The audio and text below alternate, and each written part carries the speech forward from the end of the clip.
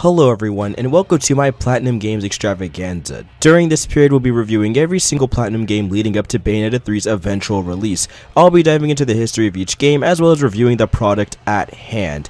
With that all being said, before we get started with the very first Platinum game being Mad World for the Nintendo Wii, a little bit of backstory on how Platinum was developed and how the company came around.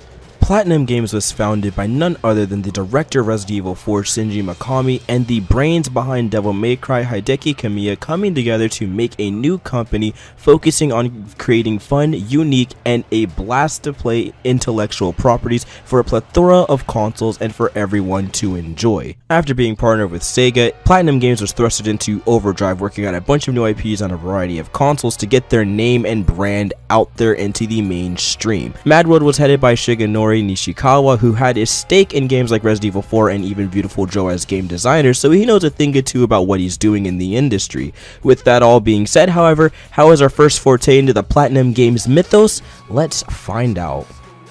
Mad World is a very interesting game to lay eyes upon. It's very bleak and gory, and the art style feels like it's directly ripped from a grindhouse or noir style film.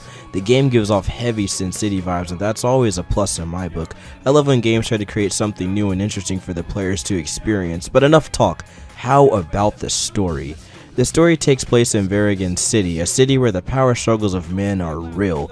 The rich live in high-end castles while the poor are left to fend for scraps on the street. Thankfully, or unfortunately depending on who you ask, a terrorist organization pulls into the island and completely takes over by dropping a virus throughout the city and forcing inhabitants into a gruesome death game. These terrorists also have their own groups of people sent throughout the city to handle any stragglers, all in an effort to compete for this strange yet bloody game called Death Watch. Enter Jack, our main protagonist, someone who decides to sign up for this Death Watch program in an effort to get to the bottom of what's going on in this once somewhat normal city. The game setup allows for a lot of blood to be spilled, and the story offers a healthy dose of twists and turns throughout, albeit maybe not the best or worst twists and turns. It's up to you to decide. I was genuinely surprised by how strong the narrative was, and I feel like anyone looking to pick up the game should be shocked just like me, so don't expect any spoilers here.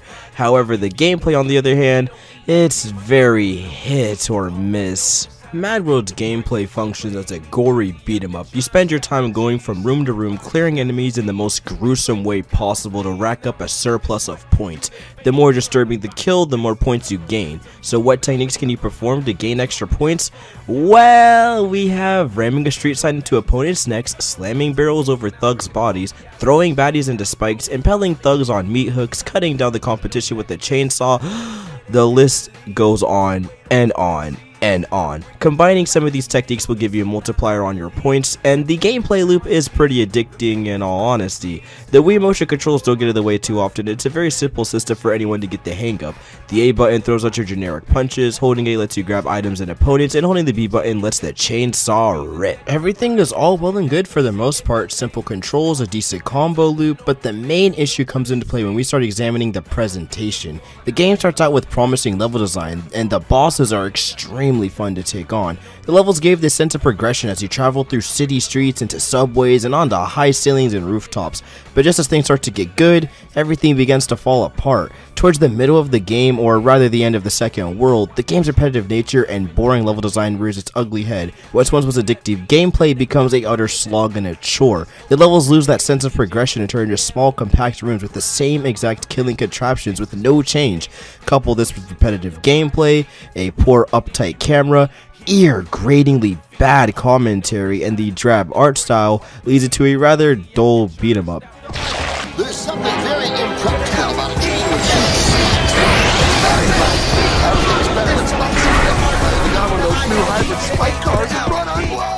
Sure, the kills and gore are cool at first, but eventually it gets extremely old and repetitive, swinging my Wii remote around just to watch some guy get stabbed on a spike over and over again like I haven't seen it for the 40th billionth time in this game.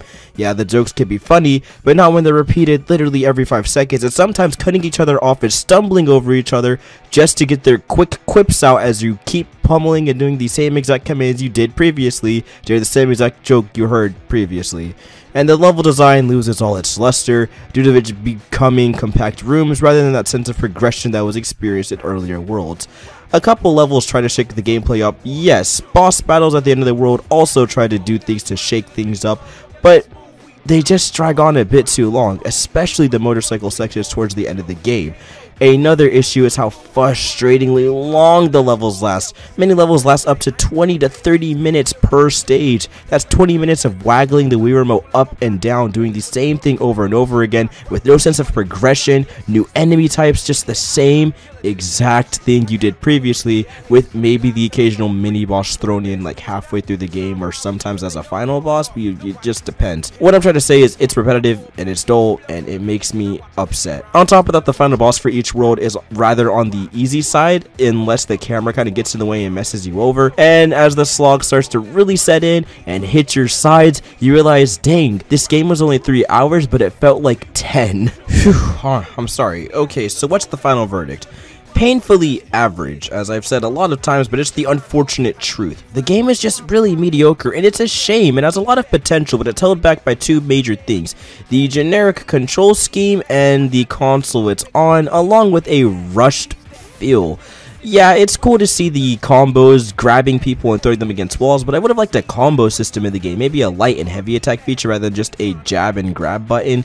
I know it's the Wii Remote, but there's a little bit more we could have done with the control scheme here. Maybe let us toggle on and off the chainsaw so we could use regular punches as like a heavy punch and a light punch, that kind of thing. I don't know, I'm just naming stuff at this point, but anything to just give the game a little bit of spice and flavor would have been great, or at least make some creative combos or add a skill tree. I'm going off. I know this seems like a lot. It's a Wii game, and that's again the major drawback. There's just so much potential if it was on another console. I'm just thinking about how it would play on an Xbox 360 or PS3 during that generation. So many unique mechanics, and of course the levels would be much more open-ended, but unfortunately it's confined by the disappointing hardware that is the Nintendo Wii, which is rather, well, not in its favor. It's just a game that needed a lot more polish and maybe cut down on the level times and make them shorter, you know what I mean, and more concise, and then make those levels more plentiful rather than a bunch of long levels that go on for way too long with a bunch of boring and drab level design. That's just my overall thoughts of the game and a little bit of how we could have improved it, but there's still a lot of good here. I mean, for the most part, the story is actually pretty entertaining up until the very end. That's basically the whole game. It's entertaining up until the middle/end, depending on how you feel. And on top of all of that, it's just a rather entertaining experience. It's a cool game. It's got a lot of good stuff going for it. It just could use a bit more work. And the music's pretty nice, but hey, it's a platinum game. The music's always going to be top tier. It's a platinum game. Alright, thank you guys for coming out to my very first Platinum Games review for the Platinum Games Extravaganza. How many times did I say that? Jeez Louise. If you guys liked this video, please leave a like, comment, and subscribe down below, and I hope to see you guys next time. Peace. Hello everyone, welcome to part 2 of the Platinum Games retrospective. Today we'll be going over the history of Bayonetta and Vanquish and reviewing each respective title. This video is going to be a doozy, so let's get right into it. After Mad World and Infinite Space released, it was time to show what Platinum Games is really made of, with their true next-gen releases. Bayonetta started development in January 2007 and was directed by Hideki Kamiya, the director of such greats as Resident Evil 2, Devil May Cry, Beautiful Joe, and of course, Okami. He's an ex-Clover Studio developer like many others that came over from Capcom to work at Platinum Games. Yusuke Hashimoto, Bayonetta's producer, is one of Kamiya's friends and discussed interest in Kamiya working on a new action game with some fresh mechanics.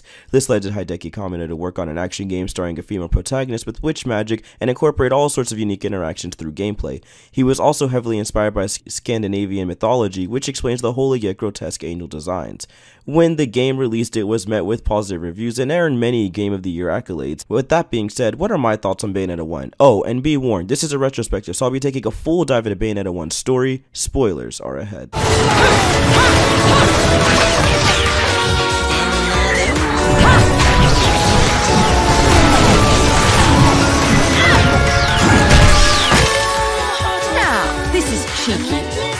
Throwing me these cheap toys. Let's delve into Bayonetta's story first. I'm going to give you guys a general overview before I get into spoiler territory and just kind of pick apart stuff I don't like, so let's get straight into it. Bayonetta 1 starts with a flashback as the Umbra Witch clan is fighting against the agents of Paradiso, these angelic-like creatures sent from, I'm guessing, their version of heaven, Paradiso, whatever. You are playing as you guessed it, Bayonetta, the Umbra Witch, working with another Umbra Witch named Jean, and these guys are taking down these angels left and right. A short-lived victory is gained, true, but the agents of Paradiso decide to work with the humans and start the Salem Witch Trials. I'm sorry, the Umbra Witch Trials in this case. The Umbra Witch Trials take place and end up wiping out the entirety of the Umbra Witch clan except for one.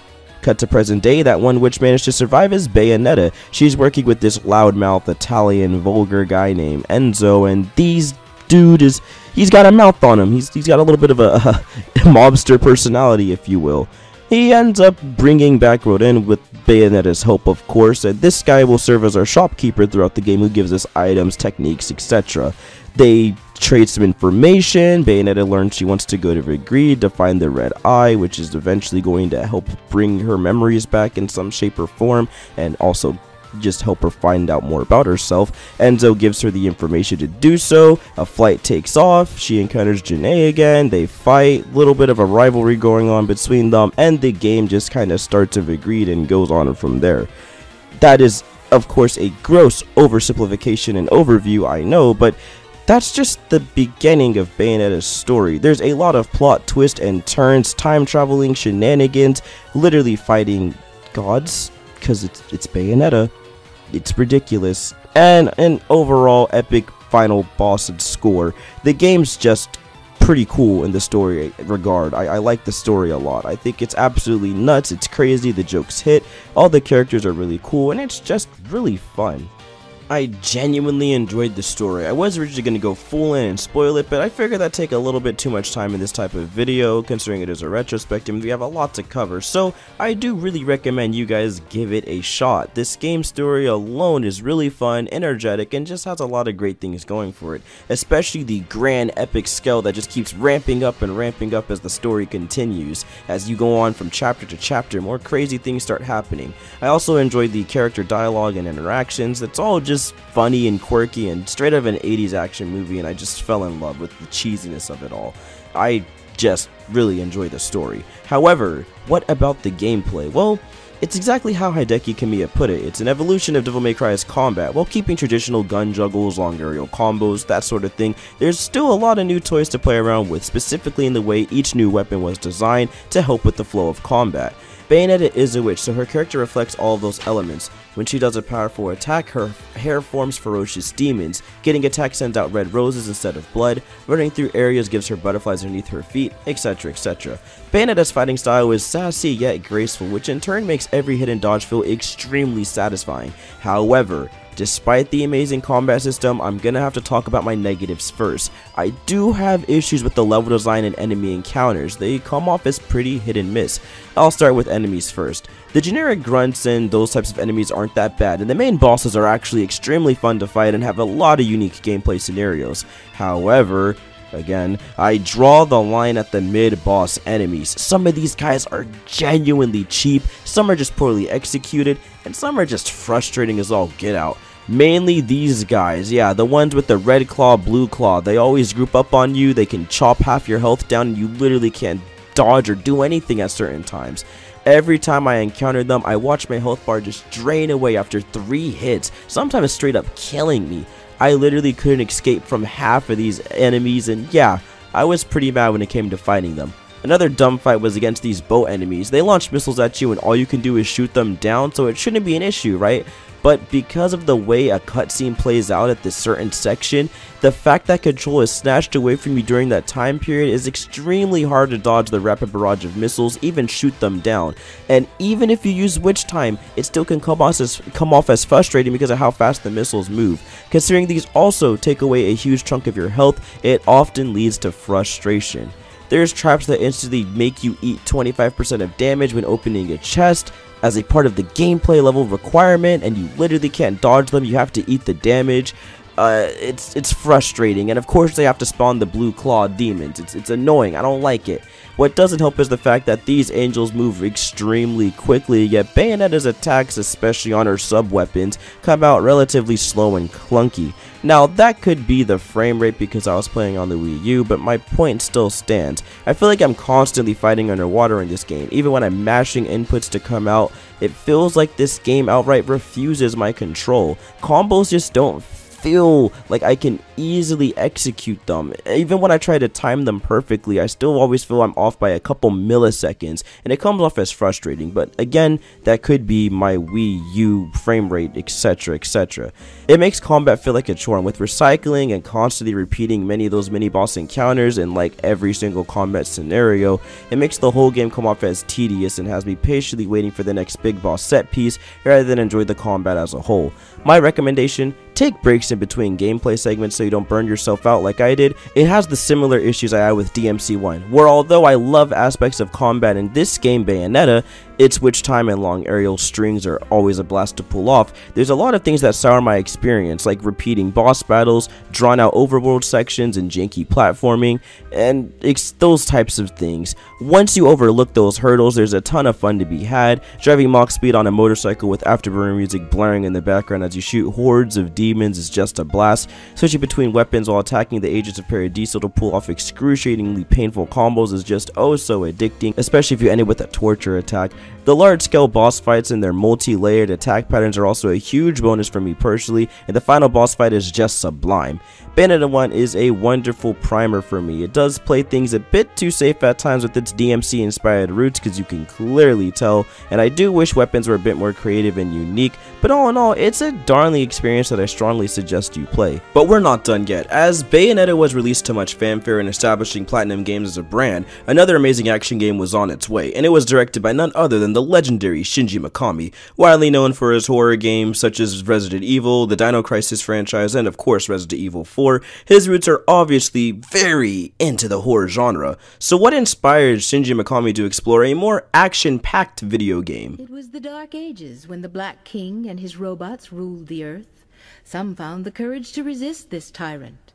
Among these freedom fighters, one stood out above the rest. He was the last best hope of humankind, and they called him Kashan. It was this anime produced by Tatsunoko Productions that inspired Mr. Mikami. He was going to originally create a more martial arts focused combat system, but after developing the game God Hand, which had a heavy focus on hand-to-hand combat, he opted to go for a more action-packed third-person shooter instead. And oh boy, what a shooter this game is!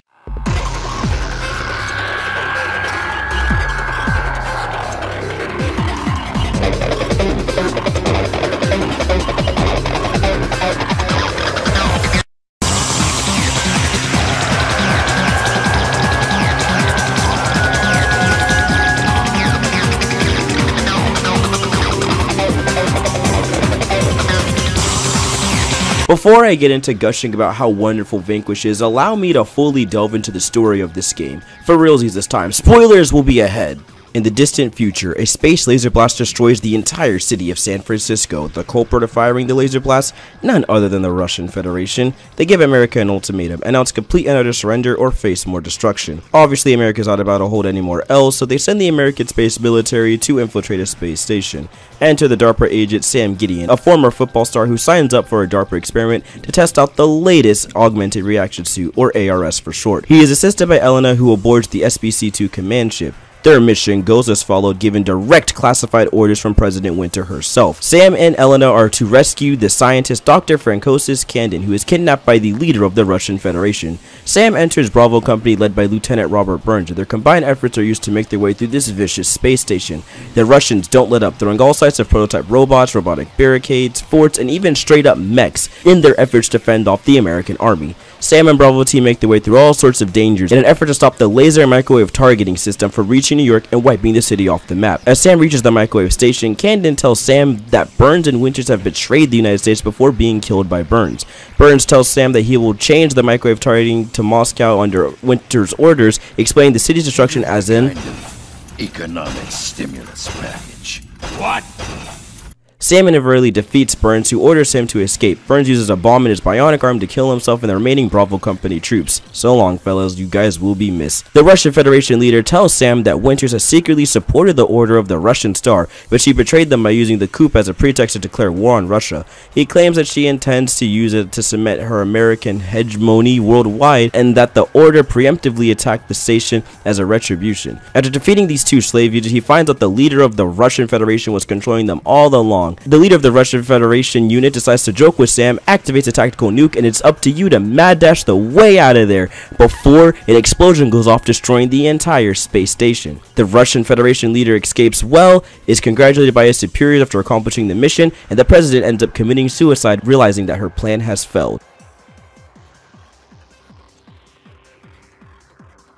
This story is nuts. It's something right out of an 80s or 90s action movie filled with plenty of one-liners and some interesting political commentary that could be seen as relevant in today's world. On top of the story being an absolute crazy ride worth experiencing, the gameplay also reflects that with this slew of unique weapons and aggressive movement options that make this game one of the most intricate third-person shooters I've ever played. The gunplay in this game is also something really refreshing. Although it is your generic assault rifles, heavy machine guns, rocket launchers, etc., etc., it's the way it's implemented into the gameplay with the boost meter that makes it so unique. What I like about the boost meter is being able to slow down time from jumping from covers, sliding from place to place while aiming, and those sorts of things. It just helps the game feel that much more aggressively paced, really allowing you to control the field of battle purely through your actions and gunplay rather than sitting behind cover and doing absolutely nothing for 30 minutes per mission. That's what I really like Vanquish for. You can clear things in a couple of minutes. Sometimes it'll take you a little bit longer because you want to play really defensively.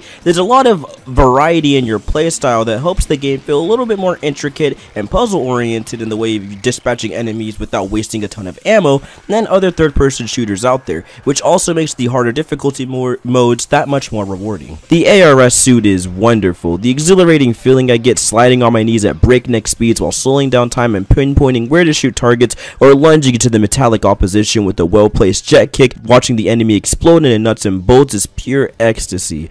The amount of movement options that are in the game are great and offer a lot of fun gameplay options. Throwing an EMP, slowing down time to pinpoint a perfect shot to detonate the EMP, allowing an electric field to stun all enemies within range. Yeah, that's easily in my top 5 coolest things to pull off in a video game. The level design is great as well. Many open-ended areas that allow you to go crazy, sliding and dodging around to your heart's content, while also having more enclosed level design, which allows you to sit back and take a breather to more traditional third-person shooting gameplay. I think my biggest gripe with this game is the recycled boss encounters and on-rails transport segments. They overstay their welcome and feel a little bit samey after a while and take up a huge chunk of time. And even with that being said, the boss battles are a little bit of a stretch as it's really fun to slide around and take down their weak points. The game does a great job of mixing things up despite what I said earlier, and the missions are a blast, even the escort sections, due to the creative freedom you have to score huge points in an arcadey style combat system. Blowing up crates or shooting down ramps that drop oil barrels on robots is never going to get old, and the management of your boost system switching between hyper aggressive and slower paced cover shooting is a wonderful blend of third person shooting fun. Not to mention, this game solidified the Platinum Games formula. What do I mean? Well, let's go over it. Firstly, a story with a relevant political theme, despite being made a couple years ago, check. Gameplay that involves slowing down time for a brief period, check. And thirdly, crazy action-packed cutscenes that make absolutely no sense, check. And of course, none other than the ludicrous plot twist that hits you at the tail end of the game, check, check, check, check. Well, Bayonetta started the formula. I really feel like Vanquish solidified it. And that's why I really love Vanquish. Yes, I know it had some so-so sells, but it did get extremely good review scores. Now our only hope is that we get a sequel, because the game left us on a pretty interesting cliffhanger.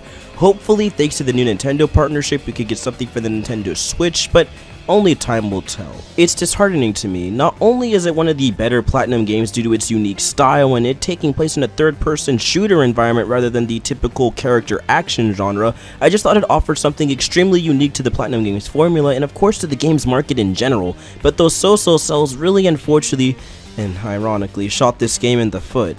I really did enjoy my time with Vanquish. The creative weapons like the LFE gun, being able to send this ball of energy that rips through enemies, is so unique and diverse, and I just liked the gameplay and aesthetic of it. Again, I really hope we can get a sequel for the Nintendo Switch, but I don't know. It's up to what Platinum wants to do, and with Shinji Mikami leaving Platinum Games to work at his own company on the game series Evil Within, again, only time will tell if we'll get anything related to the Vanquish, you know, genre, series, whatever you want to call these line of game. Anyways, I hope something comes out of it in the future soon, because these games this game is genuinely great. And that's gonna do it for part 2 of the Platinum Games retrospective. I hope you guys enjoyed this video. If you did, thanks for sticking around this long and just watching it and all that jazz. Join me next time where I'm gonna be going over the Wii U era / licensed game era of Platinum Games as we approach the end of this retrospective. With that all being said, I'll see you guys next time. Peace. Hey guys, what's going on? It's your boy Falcon here, and welcome to part 3 of the Platinum Games retrospective. I'm going to be taking a look at the last 2 360 generation games, which is going to be Metagear Rising Revengeance and Anarchy Reigns. Now, before we fully get into those, I know in my last video I was talking about how we're going to jump into the Wii U generation, but as that is an entirely new generation on its own, and on top of that we'll be approaching new generations of consoles, I decided to hold off on those videos and kind of group them together in one massive list, because we're going to be going over a lot of their third-party licensed games, Legend of Korra, Transformers Devastation, and the TMNT game, along with the Wii U exclusives like Bayonetta 2 and Wonderful 101. So it's going to be one of my more longer, big videos, and I really am excited to work on that one. But for now, let's focus on rounding up the last 2 Platinum games of the previous generation of consoles. So with that all being said, let's begin. So fresh off the heels of Vanquish, we had a brand new Platinum Games coming out in 2012. This game was known as Max Anarchy, which released in Japan first, and then later as Anarchy Reigns when it released to PAL and American territories. What are my thoughts on this game? Gonna be honest, I'm gonna make this one extremely quick. I didn't really like it. I thought it was very repetitive, kind of dull, and overall mediocre. Maybe the multiplayer was super good for its time and creative, and I see a lot of aspects of that in the way the maps are designed. There's a lot of cool random events that pop up in maps, and the PvP aspects with bots is really dope. I do like the way the maps are designed. They have a lot of cool pathways and environments, and it just feels very bouncy and fun in that regard. I'm not really a huge fan of the art style / graphic style here. It just is very drab and boring. It's just grays and browns everywhere, and it feels like the characters aren't really fleshed out in terms of character and style. It just all feels like cybernetic stuff, cyberpunk stuff, kind of, not even. I don't know, it just feels meh, very meh. I'm sorry, I wasn't really a huge fan of this game and its gameplay. I liked playing as the side characters for the most part, but a lot of them just kind of boiled down to mash X, hold Y every once in a while, mash Y, you get the gist. Basically, they took a lot of the formula from Mad World, you know, the context-sensitive grab buttons, they able to pick people up and do a lot of cool cutscenes and interactions and stuff of that nature, but at the same time, instead of me wiggling the Wii remote and throwing people and having this crazy kind of arcade-like experience where you're throwing people into blenders of fan blades and like ramming telephone poles or whatever straight into people's skulls and all that crazy stuff, it's just kind of, you know, throw a tire on a guy, pick him up. It's unfortunate, but it doesn't have it lacks the same punch Mad World, you know, brought with it. On top of that, I didn't beat the campaign. I'm sorry, this will honestly be the only Platinum game I don't get through, mainly because I just couldn't take how repetitive it was. The fundamental game design is extremely flawed, as you play through the game, you have to repeat missions to unlock a certain amount of XP to unlock the next mission. And if you don't do well on the free missions, or you figure out controls, or you don't clear it fast enough, you get a bronze medal. If you get a bronze medal, you basically have to replay the same exact segments over and over and over and over again just to unlock a main mission. Now, I'm sorry, but for me personally, I could not sit there and grind that. I was not going to sit there and grind the same exact missions over and over and over and over and over and over again, sometimes several times, just to unlock a new main mission because I'm either doing poorly on them or whatever. And I don't even know what to optimize. The game's ranking system isn't clear enough. One time I completely didn't take any damage, but I guess I took too long, so I had to do it because I got a silver medal, and I was just close enough to getting a main mission, but I wasn't, so I had to replay the mission again. You guys get the issues here. You just don't get enough reward out of these things. And on top of that, I don't want to play through the same free missions and main missions over and over just to unlock the next part of a story that I don't really care about, that comes off as just boring. And yes, they're 6 hours apiece. It's Jack's storyline and some other guy named Leo, I think. And I'm sure it's an interesting story. I didn't really get too invested. It just felt like another Mad World extension, and Jack has a kid, and I guess he's becoming that he doesn't like killing or something. I don't know. It's generic. it was boring. It wasn't my cup of tea. The gameplay on top of that, despite having some cool ideals and some dope concepts with like the killer moves, using the left trigger and using the X button to unleash these super kind of special moves and build up special gauge and all that, just come off as kind of boring after a while and gets very, again, repetitive. It's unfortunate, it sucks, but that's the state we're in. Now, there is a couple cool things about this game. I do like how you can play with bots, although the AI is very dumb to say the least. Sometimes they're very good at helping you in your cause. Sometimes in certain games like Death Ball, they're just absolutely useless and the enemy team just completely stomps on you. They're super coordinated and then your teammates are just bricks, you know what I'm saying, just dumb, which is frustrating because I can't fully enjoy these modes the way they're supposed to be intended without playing online, and since online isn't really a thing for this game anymore, it's kind of hard to get that experience, you know what I'm saying. It's unfortunate. Now there's again one cool thing, which is Bayonetta was a pre-order bonus or a character you could buy for $2.99, and that's dope. That was it. You could just play as Bayonetta in Anarchy Reigns. That's just cool. You know, she's in a fighting game before Smash technically, so at least you have that little piece of Platinum Games history. The soundtrack is very well done. It's great, you know, fun, energetic music and all that. Highly recommend you download that OST onto your phone.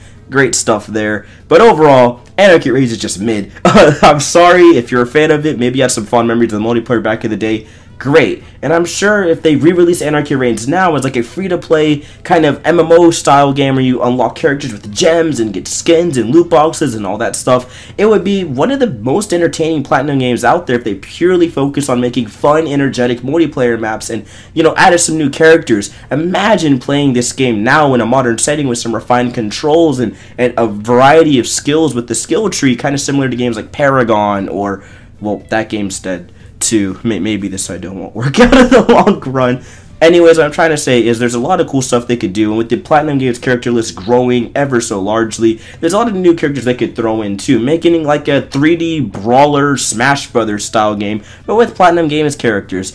Hey, maybe even Nintendo could get involved with special Switch characters, throw in some crossplay. All I'm saying is there's a lot of dope ideals Anarchy Reigns has, and I could really enjoy it because it has some good ideals going on, but in its current state, at least the way it was released for the 360 at the time, is missing a lot of good content, and it just kind of falls flat, which is unfortunate. So yes, petition it. Bring back Anarchy Reigns as a new $40 budget game or free-to-play budget game or whatever it may be that Platinum Games can fully invest in and just make it something really cool and unique.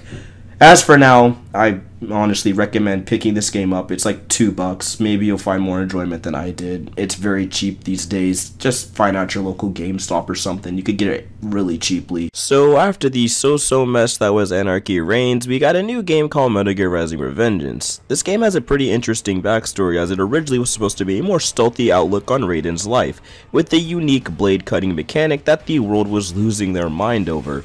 However, after it going dormant after being shown off at a couple of E3s, we eventually got a brand new high-octane, fast-paced, and metal-rocking new Metal Gear game called Metagear Revengeance, headed by Platinum Games. This was an interesting look at the Metal Gear Solid formula, as it's always been more of a stealth game, as we all know, so I was very curious to see Platinum Games take on the Metal Gear formula. How are they going to incorporate the famous cardboard boxes, drum barrels, and things of that nature, on top of keeping the gameplay of that fine Platinum Games quality? Well, only time would tell, and upon its release, I could say a lot of fans were more than satisfied. So with that being said, let's take a look at Metal Gear Revengeance. The story of Metal Gear Revengeance goes as follows. It takes place 4 years after Guns of the Patriots, or Metal Gear Solid 4 for those of you that are uninformed, as Raiden is defending an African governor of sorts. Eventually, these rogue desperado PMC private military corporations, for those of you that don't know, agents that start attacking the governor and of course his bodyguards, and it's up to Raiden to take these guys down. He tries his best to take them down and, well, does so in spectacular fashion, along with completely destroying a Metal Gear Rex, but overall ultimately ends up failing and getting his whole arm cut off by Jetstream Sam. Well, the game quickly takes place a couple years after those events. Raiden's back with a brand new cybernetic body, and it's up to him to track down these desperado guys, figure out what's their deal, who they're working for, and overall take these guys down with the help of some of his friends. The story is again pretty straightforward compared to the other Metal Gear games, but has a lot of political subtext and nuance that makes the game very interesting, again similar to some of the other Metal Gear games. It does have some twisty-turvy moments and often questions what it means to be human and stuff like that. You know, typical fake deep stuff you see in a Metal Gear game, but it's executed well enough that it can tug at the emotional heartstrings every once in a while. I don't want to get too in-depth with the story here, as I actually do want people to experience it for themselves, and I know I guess it's a little bit of a cop-out. I could completely tell you the entire storyline, but I don't feel like I'll be doing it justice. When I first played this game, I was blown away completely because I knew nothing about it. I just was playing it because it was next up in my Metal Gear lineup, and I heard a lot of good things. Playing through it and realizing how great the story was one of the more interesting experiences I've had in my gaming history, and I really want people to have that same satisfaction. So I really hope you guys go out and play this game, as it's already highly recommended, and if you haven't had the time to go through and play it yet, then please give it a shot. Now, story is one thing, but gameplay is another. How is the gameplay in Metal Gear Rising: Revengeance? Well, it's actually pretty darn good. Their game offers a variety of attacks, combos, skill trees to upgrade, and all sorts of great things. It has this Mega Man sense of progression. As you take down the Desperados, you end up gaining their weapons, which is pretty dope. I like all the variety of combos that are allowed thanks to the new weapon variations you get, whether it's an electric sai, a whole polearm that could detach and reattach and stretch out in length and things of that nature, or just a full-on pincer blade of sorts that could completely thrash through opponents. I also love the high frequency blade ratings equipped without the jump, because it offers a very quick, fast-paced combat system and allows for some pretty cool looking and devastating attacks. The best part about the game is the physics-based combat. Being able to chop bridges down and watch it fall on top of bad guys is really enjoyable, and also being able to cut exact parts of enemies out and rip out electric spines and crunch it to get your fuel cells or energy back up is also extremely cool. Nothing's more satisfying than walking to a crowd of enemies, perfectly parrying all their attacks, cutting open their torsos, grabbing those fuel cells, and charging your energy up rapidly. That type of stuff is great, and I really do enjoy the way the combat is presented. The enemy variety is really welcomed too. There's all sorts of unique enemies here. You have your typical grunts with batons and swords and rocket launchers and guns and, you know, the normal things. You also have these types of enemies that are in jetpacks. You have enemies that have jetpacks with rockets attached to them. You have geckos that you have to perfectly parry, gorilla type enemies. The list goes on. The variety of enemies here is very good, and they often mix it up just enough so the levels don't become too repetitive or drag out for too long. The length of the game isn't too bad, clocking in around 6 to 7 hours on your first playthrough, and if you know what you're doing, you could shave it down to around 4 to 5 as I did. Overall, the cutscenes of the game are extremely well presented, and the combat on top of that is very dope. I also like how there's not a too huge emphasis on quick time events, because it makes the gameplay flow much better. Being able to constantly interact with the game environment around you rather than having a quick time event play out constantly is one of the plus this action game has to offer. That's something Platinum Games loves to do, unless it comes to the Bayonetta franchise, which is more spectacle, but it's okay, you know, different strokes for different folks kind of thing. I really do enjoy Metal Gear Rising: Revengeance combat. There's a lot of great variety in upgrading your moves and things, although I wish it was a bit more fleshed out. It's great to earn new techniques, but often I don't find myself using them because they don't really fit into the flow of combat as well, or honestly just me forgetting that my moves are even there sometimes. The base combat's good enough, and you more often than not will just use your normal string of 4-button light attacks and then a couple heavy attacks thrown into the mix to clear out a crowd of enemies. There's also some decent sub-missions slash mini-games that are contained in each mission, which are really interesting, like walking around as these tiny little 3-armed robot dudes and stealthing around, electrifying opponents and things like that, and also just solving a couple small puzzles along the way to complete your mission. Overall, the Metal Gear Rising: Revengeance gameplay is extremely solid, with a huge branching combo, which is really interesting to see, and of course, on top of all of that, some great enemy variety. The level design is also pretty top-notch. You never get too lost going through levels, and it's always varying and switching things up on you, whether you're in a city, a sewer, or the streets of Mexico, which is all good stuff. And one of the best things about this game too are the boss fights. They always feel so interesting and varied. Sometimes you're taking on hordes of enemies while trying to fight the boss, sometimes you just have to learn how to perfectly parry everything, and sometimes it just feels like a straight up 1v1 duel. All of these boss fights are really interesting and have a great climactic end, and I always just found them to be one of the more unique aspects of Metal Gear Rising: Revengeance, and also one of the more well designed. The final boss in particular, which I'll try trying my best not to spoil here, is just super cool, all things considered, and he's easily one of my favorite Platinum Games bosses, and let alone one of my favorite action games bosses in the history of action games. So I highly enjoy Metagear Revengeance's gameplay. I think the storyline's pretty good, and the DLC on top of that is the icing on the cake, as it's also very well made. Complement that with a wonderful music score with a bunch of interesting tracks, whether ranging from lyrical to instrumental, with some great heavy metal and digital music, with some great heavy metal mixed with those digitized instruments,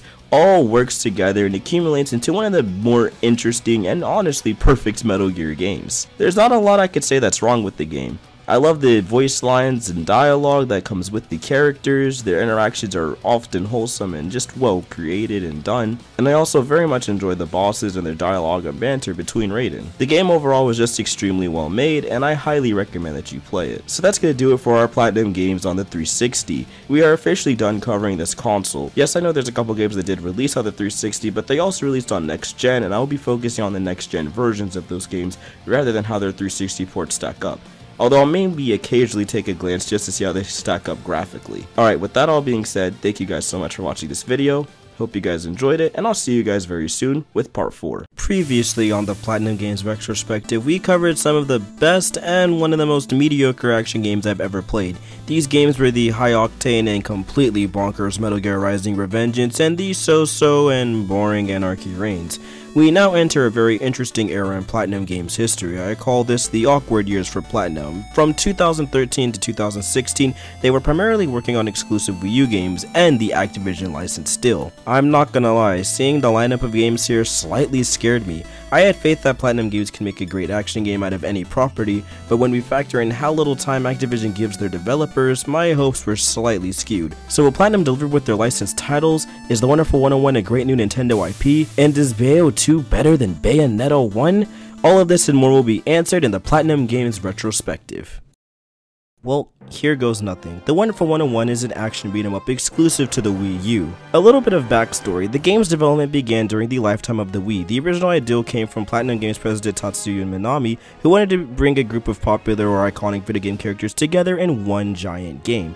Because different gamers would prefer certain characters over others, the idea of being forced to play as a certain character at various points in the game was quickly scrapped. Instead, all of the characters would be on screen at once, so the player could choose between them at any time. Platinum Games initially thought of using Nintendo's first-party characters who would work together to get past obstacles, but then the idea was presented to Nintendo. They questioned how the mechanic would fill an entire game. Director Hideki Kamiya also doubted that the conflicting elements of the different Nintendo characters could be successfully put into a consistent formula, like in the series Super Smash Bros. Further brainstorming was put on hold while Kamiya worked on other games, but when progress was halted on that game a year later, work on the Wonderful 101 resumed. Kamiya decided to use a mixture of the Japanese hentai transforming theme with a group of 5 original heroes, and the game's art style went for more of an American comic book vibe.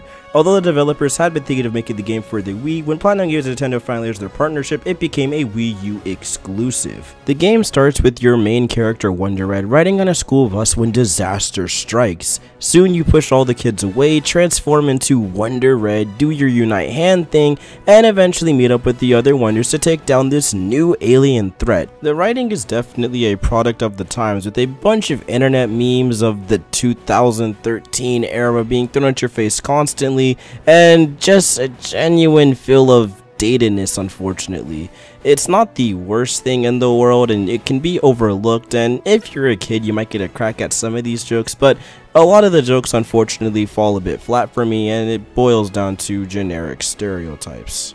Geez, this one hurts. I really love the concept of the Wonderful 101. It has a colorful and for the most part entertaining cast of characters, albeit a bit generic and cliche at times. It has a really good soundtrack, decent level design, and some pretty fun puzzle sections. And that's for the first mission, because after that it becomes really frustrating, annoying, and straight up unfun at some sections.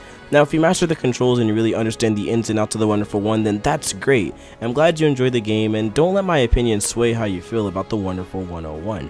However, I really didn't like this game for one major reason. The gameplay is extremely chaotic, and not in a good way. It offers the most basic functions of the hack and slash action games. Your shoulder buttons are used to block and dodge, your regular attack screens done with the A button, and the various weapons you can equip thanks to the Unite Morph mechanic. The weapons provided are pretty fun to toy around with. The Wonder Whip, gun, sword, and hand are all pretty cool for the first time around, and the gameplay offers a pretty satisfying loop at first. You can change weapons by drawing out shapes with either the stylus or the right thumbstick. I personally use the right thumbstick for my Unite Morphs just for convenience, and the game was not kidding around when they said you're going to control 101 wonders. Couple that with 40 plus enemies at times appearing on screen all at once, and a never-ending stream of particle effects, explosions, hit effects, and you get exactly why this game can be hard to follow at times.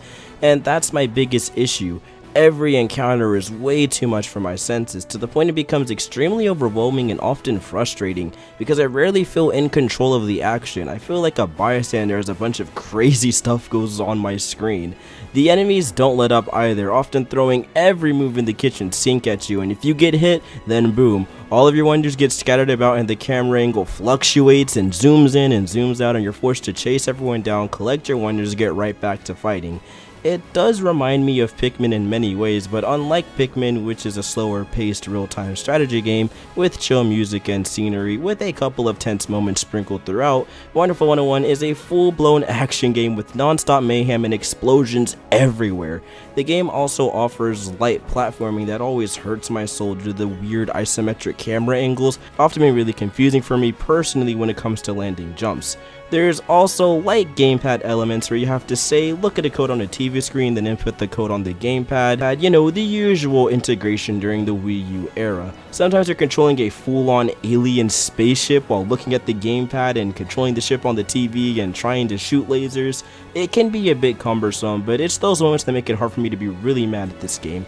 All in all, the Wonderful 101 isn't bad, it's just really frustrating and very difficult at points for no reason. If only they let us have control of the zoom levels with the camera and tone down the amount of stuff going on screen at once, it'd be much more fun for me personally. And also throw in some more combos and Wii U gamepad moments. All in all, a very interesting title to say the least, and I really want to see a sequel for the Switch to hopefully smooth out some of the issues I've had with this game, but it just left a little bit more to be desired for me personally.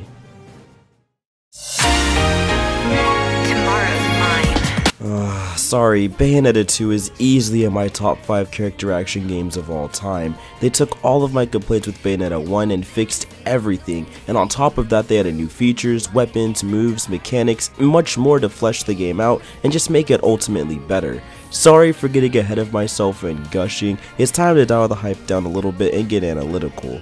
Our story picks up after the events of Bayonetta 1. The holiday season is here, which means Enzo has to gather some gifts for the wife and kids. Bayonetta comes out the cut and starts their usual quips with each other, and Janae pulls up as well. And then boom, angels start attacking again. The fight goes on throughout the city and things get extremely out of hand, especially when Bayonetta loses control of one of her demons, which ends up sending Janae to the depths of hell. Now it's up to Bayonetta to get her friend back and get to the bottom of the recent angelic attacks. The story is extremely fun, it's got a surprising amount of heartfelt moments, the jokes always landed for me, and the characters are extremely likable. I also heavily enjoy some of the twisted turns presented and the cocky attitude Bayonetta has as per usual.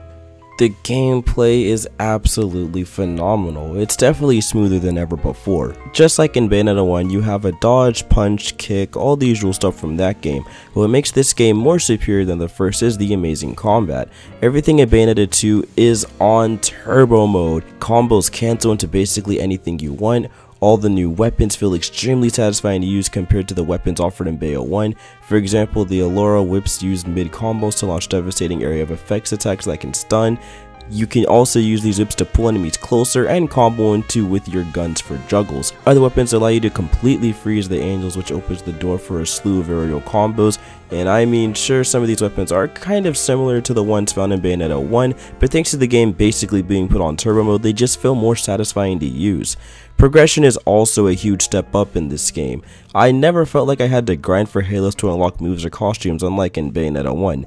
Thanks to the abundance of halos you can consume, your moves get unlocked at a rapid rate, which makes you never feel underpowered, which is a good thing in this case, cause it's the sequel. Bayonetta knows how to use her power, so why sugarcoat how strong she is? The costumes are also back in full force considering this game's a Wii U exclusive, and they offer their own unique set of weapons, from the Fox Blasters to Link's Master Sword. There's something here for everyone. I will be honest though, I'm not a fan of all of the designs, mainly the two Daisy and Peach ones. They just look meh to me, but I really enjoy the Star Fox costume, and some of the other unlockables scattered throughout. The game just gets everything right. Attacks are 20 times more punchy, and combos are infinitely more fun than Bayonetta 1. The enemies are no slouch either. They come all at once and have a wealth of devastating area of effect and range moves to deal with, but they never feel cheap or overbearing like say the claw enemies in Bayonetta 1 or that stupid boat mini boss in Chapter 9. This again is basically thanks to the game speed being boosted, so it's easier to dodge a wealth of the attacks, but trust me, you'll still be getting hit and even dying from time to time. The game is still very difficult during some sections, however I never feel that any of the deaths were the game's fault. They were completely on me for not paying attention or being overzealous with my combos or something of that nature, rather than, again, screen wiping missile storms in Bayo 1. Bayonetta 2 also has really great boss battles. My personal favorite is the Aqua boss, where you go underwater to fight this manta ray with a skull for a face. That being said, the boss fights are a bit too sparse in Bayo 2, and when they do come up, they're great but never quite reach the heights of say someone like Jubileus in Bayonetta 1 or anything like that. The level design is also very fleshed out. On top of the typical small puzzles and quick time events that are scattered throughout, there's also extremely good platforming and exploration elements, and that's mainly due to the varied locales, the underwater segments, the depths of hell, the on-rails, afterburner sections, the time travel shenanigans. All of it feels a bit more experimental in Bayonetta 2, and that helps into the game's fun factor. To wrap up, the new weapons add a lot of cool combo opportunities, the soundtrack is absolutely jazzy, there's a local and online co-op mode that allows for never-ending horde mode fun of Bayonetta 2 action. Couple that with the Nintendo Switch port and being able to take this game on the go, and yeah, this game overall is, in my opinion, a huge step up from the first. Now we just have to patiently wait for Bayonetta 3. Now comes the hard part of Platinum's career, the creation of the licensed titles Legend of Korra, Transformers Devastation, and Teenage Mutant Ninja Turtles Mutant in Manhattan. This was a really hard segment to research for, mainly due to the lack of developer interviews and scarce details on the licensing outsources. Basically, Platinum had full creative control over the titles previously listed, however development time was rather short during the creation of these three games. Due to the licensing deal, however, none of these games are available for purchase on any digital store, so the only way you can play them is to either find a physical copy, which some are very scarce, at least in GameStops and local locations, or you could research for them online somewhere, or unfortunately the other option, download the titles off the internet with any means necessary. With that out of the way, let's dive into the first of these three, The Legend of Korra. So, I don't really know where to start. I mean, this game has to be one of the more hyped up games in the entire Platinum Games retrospective, and I mean that wholeheartedly. This game really had the Legend of Korra show team directly backing the project, even having the animation studio make some of the animated cutscenes for the game. Unfortunately, the game was headed by Activision at the end of the day, so we couldn't quite get the typical Platinum Games quality we truly deserve. The Legend of Korra story-wise makes very little sense. It seems to take place after the events of the first season and follows very loosely the events of the second season, but that's about it. There's no heavy character interactions, barely any cutscenes, it's just very straightforward and extremely short. So yeah, it starts with Korra, Bolin, and Mako doing their typical pro bending gig. They end up losing, and on Korra's way home, she's attacked by some chi blockers and ends up getting her bending bent out of whack. During this time, an evil group attacks Republic City, so it's up to Korra to piece everything together, stop the gang of chi blockers, and most importantly get her bending back. So story-wise, the game is a bit of a mess, but hey, it's Platinum, so the combat's gotta hold up well, right?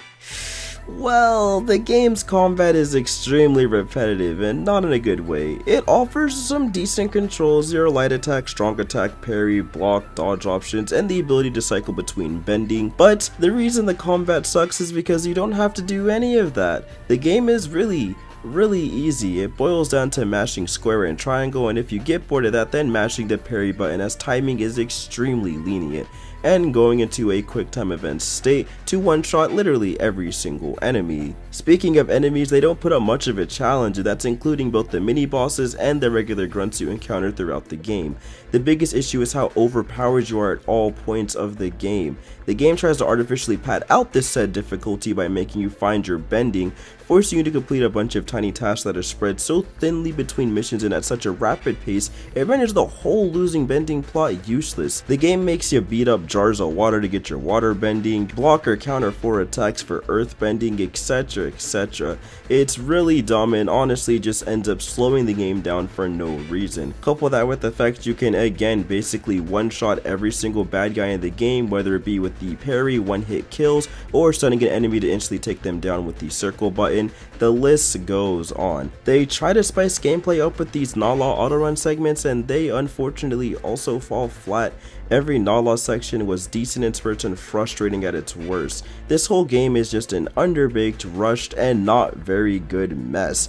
The most frustrating of all the sections was the Nala autorun boss battle, where you have to fight 3 mechs with wonky camera angles, very laggy controls, and basically not having the ability to dodge or block anything. It was utter trash. The Legend of Korra has some cool moments, mainly when you're fully decked out with all your elements and moves unlocked and everything's all maxed out. Then yeah, it's kinda dumb fun to completely annihilate literally every single enemy on screen.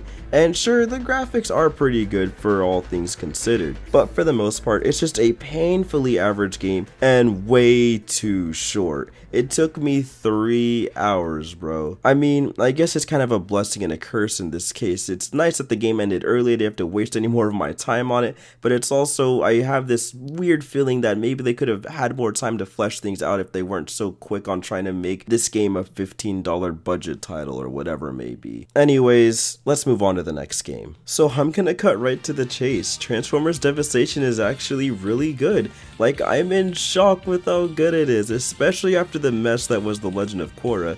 The game has, yes, say it with me, another generic storyline all things considered, but since it's literally based off a Saturday morning cartoon, I'ma let it slide. The Decepticons and Insecticons team up together to use some Cybertronic device to wipe the Earth clean and rebuild their once great world of Cybertron.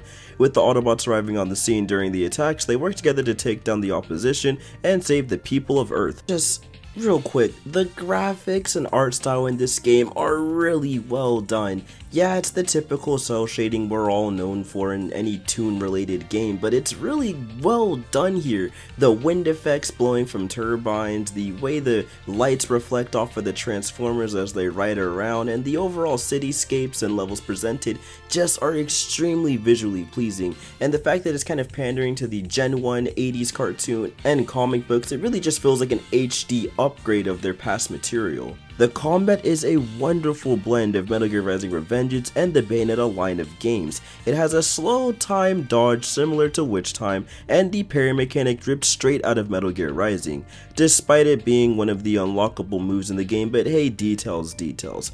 The weapon system is similar to the sub-weapon usage in Metal Gear Rising, and the gameplay is surprisingly deep enough to feel rewarding. You switch between 4 different Autobots when you come across checkpoints scattered around the map.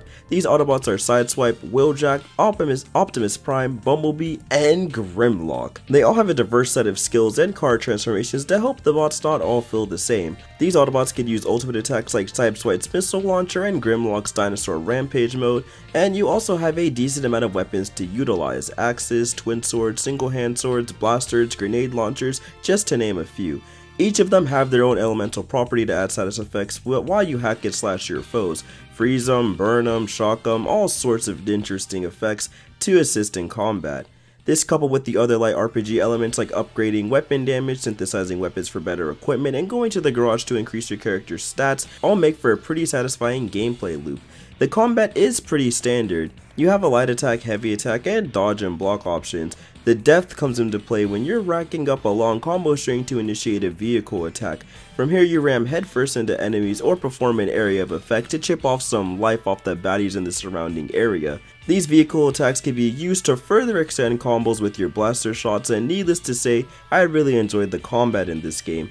The bosses are also massive and really make your Autobots feel tiny in comparison, so it's all the more satisfying to take these guys down. And the regular melee and ranged enemies, or grunts as I call them, do a good job of keeping you on your toes. They even go the extra step and throw in some Insecticons that offer some variety in combat. Albeit the grunts are a little bit on the generic side, but again, for this type of game I'm not too pressed about it. Levels never overstay their welcome, and the design is pretty well done, from the tight cityscapes to the open highways, eventually leading to larger arena style spaceship segments, and even having really fun vehicle chases. Each part of the game has a surprising amount of diversity despite being short and contained. The only gripe I have is the first two city levels kind of overstay their welcome, but they act as a tutorial of sorts, so I don't mind them taking up too much time.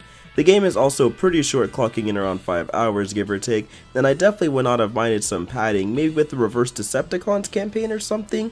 What also hurts is the game's story ends with the sequel setup we'll never get. Transformers Devastation was pretty good all things considered, and definitely a game that I feel is very slept on. If there's any game I recommend out of these three, it's definitely this one, and I think it's a wonderful entry to people who want to get into the character action genre. And that's a lot more than I could say when we look at our next title.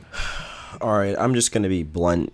TMNT Mutant in Manhattan just flat out sucks. I'm not even going to bother going over the story. It's the same exact thing as the last 3 games. Just make the bad guys the Krang in the foot and boom, you're done. For once, I will talk about the writing, as it's just flat out bad here. Non-stop pizza jokes upon every revive, and the turtles literally never shut up. They all come off as extremely annoying dude bros, and their quips never landed for me. I really do not remember the turtles being this annoying in any comic, movie, or show, but I think they might have missed the mark maybe just a tiny bit when it came to making this game. The gameplay is by far the most generic out of all of these games. Gone are the somewhat skill-based parries of Legend of Korra, or the actual in-depth mechanics of Transformers, and in comes, I kid you not, hold a single button to dodge and block everything for as long as you want. This makes combat an absolute joke. The enemies go down in literally 2 to 3 hits, making the foot soldiers and all their variations literally fodder, and the boss battles take no skill. The game is one giant mash fest. The worst part is there's not even local co-op, so you can't even share the pain with a friend. And the level design is so bland. You get dumped into a giant hub world, wait around for a red objective to pop up, whether you defuse a bomb, which is literally just holding down a B button quick time event thing, protects the point, or defeat a bunch of foot in the area, rinse and repeat that for 4 or 5 times throughout a mission, you trigger the boss, and boom, you finish the level. You can switch between the turtles on the fly in single player, which is cool I guess, but they all control the same and have very similar special abilities. Oh right, I almost forgot. When you hold RT, you get some sort of special move to throw out which does crazy damage, which is, you know, obviously something you need in a game where you kill literally everything in 1 or 2 hits, which, you know, you're mainly going to be saving up to use on the special final bosses or whatever. There's another tiny aspect of the game which is stealth, and it's basically borderline easy, considering all you have to do is sneak up on the AI, and I swear the AI isn't coded in this game, and if you get a stealth hit, it literally results in a 1-hit kill, and trust me, you're gonna get a lot of those even if you're directly in front of them, because the AI is not finished. This game is just bad, and obviously seeing how the developers seem like they don't care about it, I'm gonna be that guy too and not care about it either. You really feel Platinum rushing to finish this so they can work on any other project, and quite frankly, I can't say I blame them, especially with the games that we're going to take a look at that are lined up. So with the licensed games out of the way, it was time for Platinum to move on to their magnum opus, basically Hideki Kamiya's Child, the game that was in development for the Wii and Xbox One. Well, this is awkward. Scalebound was supposed to be the huge game changer, the thing that would put Platinum on the map as a AAA developer in the eyes of everyone. It was going to be a Microsoft exclusive, have an interesting take on the action RPG formula due to the fact that you could control a giant dragon to wreck strongholds with. It had a very clean art style and the gameplay looks like a lot of fun. This, however, would never come to fruition due to the numerous technical bugs that plagued the development, and well, quite simply, the Xbox hardware wasn't powerful enough for Hideki Kamiya's vision. This wasn't the only canceled Platinum game either. Grand Blue Fantasy Relink, another action RPG made by Platinum, Platinum had some issues behind the scenes that ultimately ended up pushing Platinum off the project and having Side Games take full control over the project. Thankfully, this isn't the end of Platinum, as the best game and arguably their most influential was on its way. A collaboration with the creator of the Drakengard franchise and the company Square Enix would finally let Platinum break into the action RPG scene. So I will see you next time as we take a look into one of my personal favorite games of all time, the action RPG Nier Automata. Hello all, and welcome to part 5 of the Platinum Games retrospective. Today we're going to be taking a look at none other than Nier Automata, a game about existentialism, humanity's failures, and a shot at second chances. Nier Automata is honestly one of the most important JRPGs of all time, and not only that, it's one of the most important games of all time, especially for this console generation. Today I want to express my opinions and review the game outright on the things I love and some things I don't like about it, and I want to go over a little bit of the developmental backstory behind this game. So join me as we reach our very long retrospective on one of the best games ever created. Our story begins after the release of Nier. Both director Yoko Taro and Square Enix producer Yusuke Saito wanted to create a sequel. When Saito spoke to assistant producer Yoki Yokoyama, Yokoyama was unwilling to go for it after the game's low sales. However, after positive fan reception of the original Nier, both Square Enix and the lead staff that worked on the original game were willing to continue the Nier IP. However, they wanted to create a better, more action-oriented gameplay experience, and as a result they contacted none other than our boys Platinum Games, which had developed a reputation for high-quality action games such as Bayonetta, Metagear Rising Revengeance, and Vanquish. The collaboration was agreed upon under one of two conditions, the first of which being Yoko became director of the project, and the second that he would be present to help with production. This caused Yoko to move from Tokyo to Osaka, where Platinum Games was located. Although Taro at first was uneasy with the collaboration, the staff at Platinum Games had been wanting to work on a Nier game since its release, and their enthusiasm and wish to remain faithful to the original pushed away all of his doubts. Designer Takashi Tara also wished to create a sequel to Nier prior to Square Enix approaching the company. The original plan was to make the game for mobile platforms or even PlayStation Vita. Yoko claimed that it was intended to be something similar to the farming simulator Farmville, you know, that game you guys have played on Facebook or whatever, but it was instead decided to be developed for the PlayStation 4. Production for the game began in 2014, including 6 months of pre-production. It included many of the original staff that worked on Nier, and during production, the teams took both fan and critic feedback on Nier and their latter opinions on the game into account. The points they felt needed addressing ranged from character designs to gameplay to graphics. While improving on these points, they also carried over aspects that were well received, such as the complexity of the story and the game's music. The majority of development was handled by Platinum Games at their offices in Osaka and Tokyo, while outside staff such as Yoko were also brought in. As Nier Automata was a role-playing action game as opposed to Platinum's pure action games, the development posed new challenges for the team. While Tara handled the action combat system, designer Isa Nagashi created RPG elements. According to Nigishi and programmer Ryo Onushi, a major difficulty was creating a title faithful to Nier, which required a shift away from their style of the earlier titles they've worked on. While designing the game's RPG elements, the staff at Platinum Games were at least partially inspired by The Witcher 3, at least in terms of the design of their side quests, which they felt they would never be able to match. For the combat system, the team took systems used in Nier and infused elements from other Platinum games. Taru's main concept was that the combat system improve on the original and weave into the story. An additional consideration was the inclusion of mechanics that would allow both casual and hardcore action gamers to enjoy playing.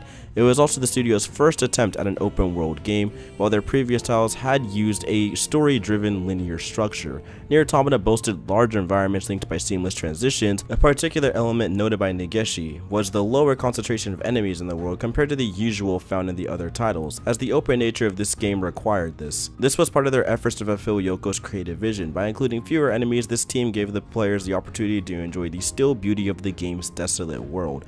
Required inclusions were the shooting elements compared by the staff to bullet hell titles, and combat that switched between top and side camera views. The game starts with Unit 2B and her squad preparing to raid a Goliath machine vessel. Off the bat, everyone around 2B starts dropping like flies. Laser blasts at enemy machines are picking them off one by one. 2B makes it out by the skin of her teeth as she crash lands in the middle of a machine ambush. She quickly destroys the machine lifeforms and begins making her way through the factory. She then runs into the same Goliath unit that destroyed her squad, and it's time for a fight. Meanwhile, 9S is picking up everything on his scanner radio and meets up with 2B and provides support taking on the Goliath class machine. After eliminating the machine, 2B and 9S work together to make their way through the factory. Once reaching the roof of said factory, it's time for the pair to take on the major Goliath threat.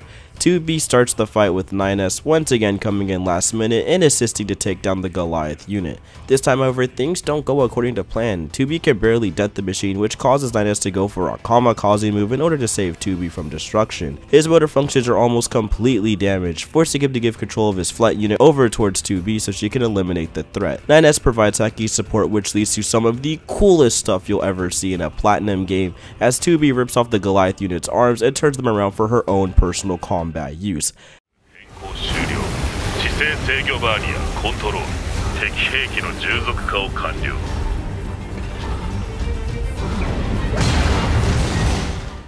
Again, sadly things are still rough as 2B suffers a hearty blow, forcing her to say forget this, launch out of her flight unit and stab the Goliath unit directly in its head. After destroying the machine, 2B spends her time trying to heal 9S, but more Goliath units arrive on the horizon. There's only one way out of the situation and both of them know what to do.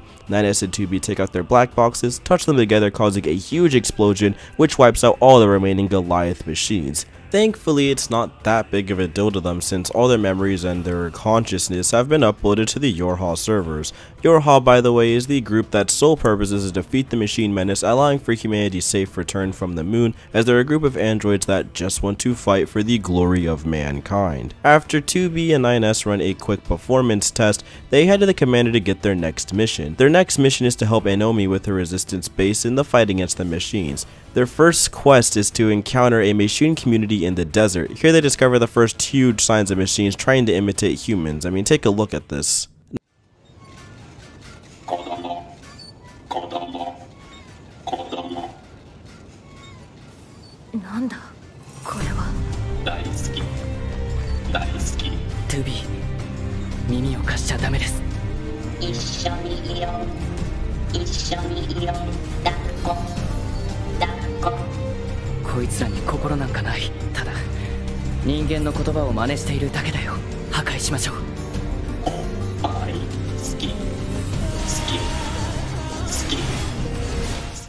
Nines comments on how strange it is that the machines are trying to become more human-like, and 2B quickly reminds him to shut up and just take on the machines because at the end of the day they are machines, and machines can't have any emotions. Very soon after that, the machines huddle together and birth another more humanoid machine.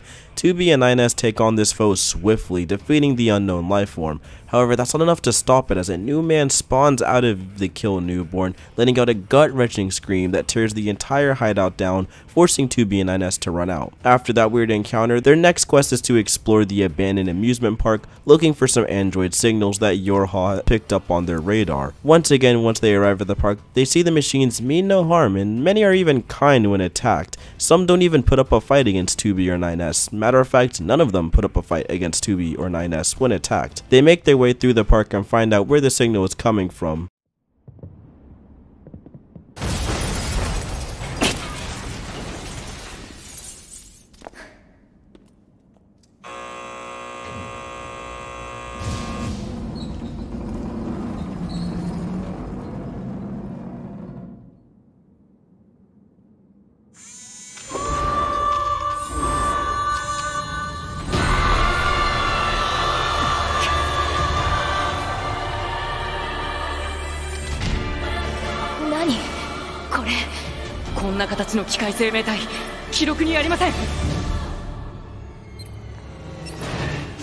Another Goliath machine, this time using androids as some sort of EMP wave out of jealousy for their beauty. 2B and NS make quick work of this boss and keep things moving. However, we're left with this.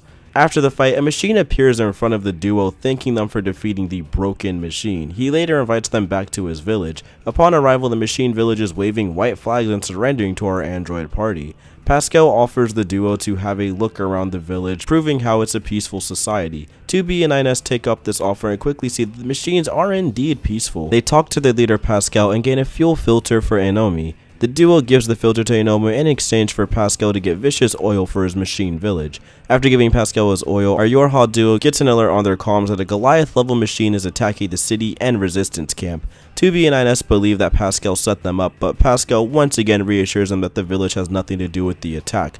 2B and INS fight their way to the city and take down the Goliath-class machine. The machine's explosion causes a crater to form in the middle of the already destroyed city. 2B and INS' next mission quickly follows: explore the underground facility. They make their way underground, defeating countless machines. When the doors open, they're met with a destroyed alien husk and they run into... これは死体 2B あれ破壊されたエイリアンの母船がようこそ我が創造主の墓場へ。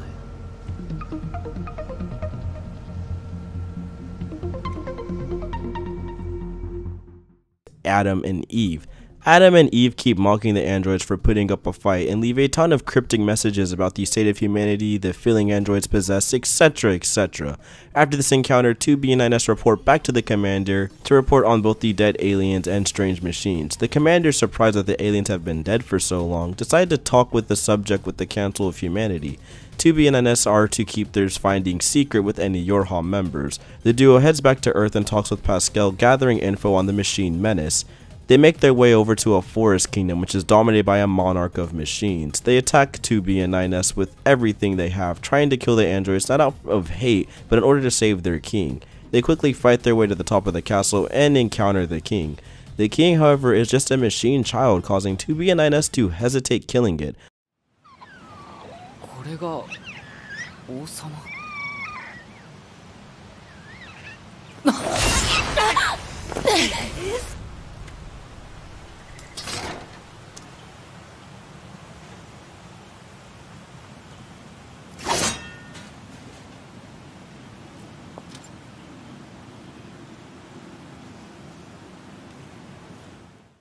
2B and INS are perplexed by the sudden appearance of this android named A2. This android is wanted by Yorha, causing the three of them to get into a fight.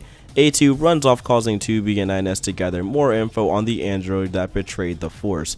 When they ask the commander, she denies them of any info and tells them that it's simply classified. So the curious duo heads back to Pascal once again for more info on A2.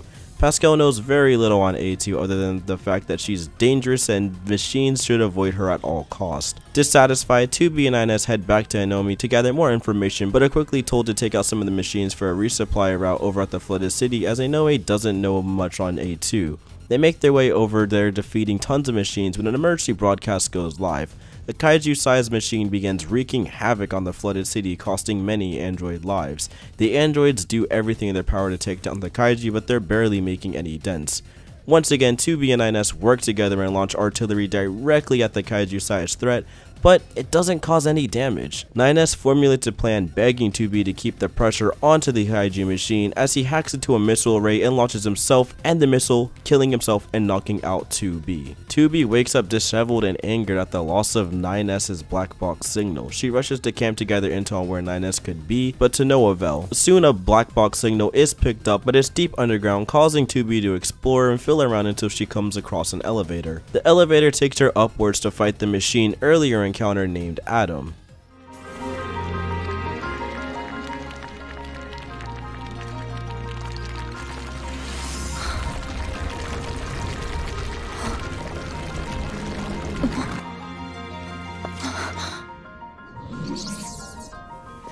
ようこそ我が町へ。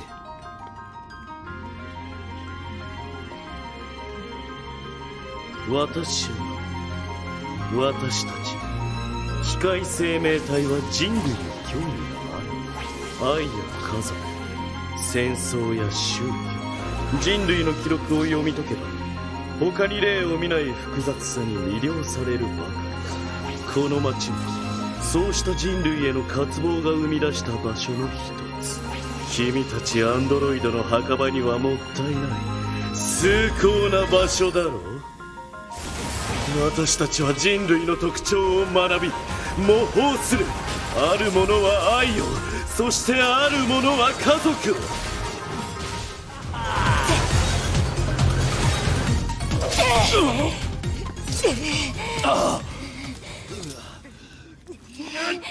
これが鹿。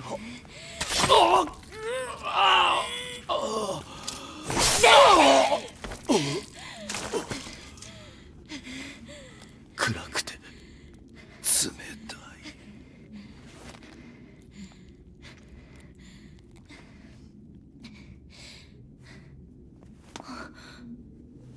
ナインエス。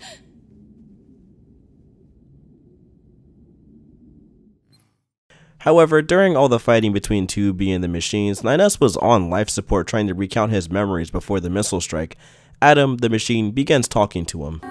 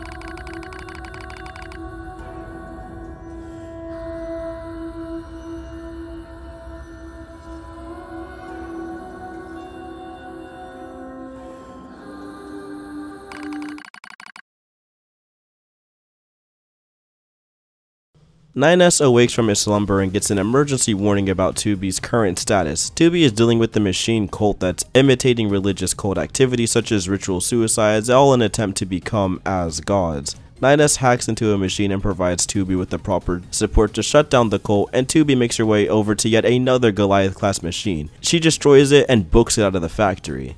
2B makes her way out of the factory to see the entire destroyed city in flames as machines run rampant, attacking anything and everything. Before the invasion begins, 9S has a talk with the commander about the human race. 9S with his info decides to rush back to the surface during the invasion to help out 2B, taking down the machine menace.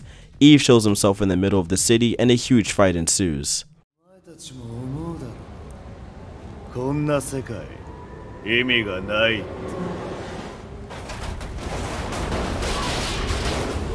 俺にとっては兄ちゃんだけが全部消えてなくなる。 2B successfully puts a decent number of hits onto Eve, but it won't be enough, causing 9S to hack into Eve's body and attack his inner core. It works out, ultimately disabling him for just enough time for 2B to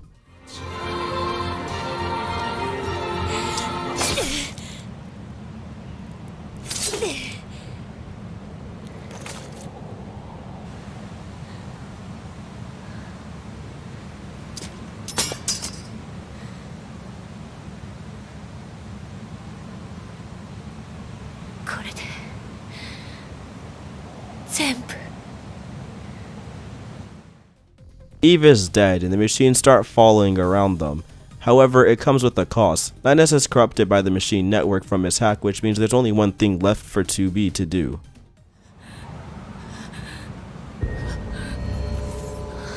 Nice. 失敗しちゃった。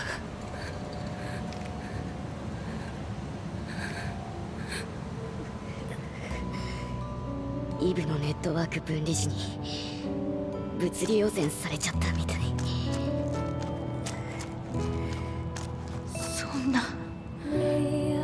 大丈夫。バンカーにあるデータで巻き戻ることはできるから。でもそれじゃ今の君は戻ってこない。そうだね。汚染データをバンカーにアップロードするわけにも。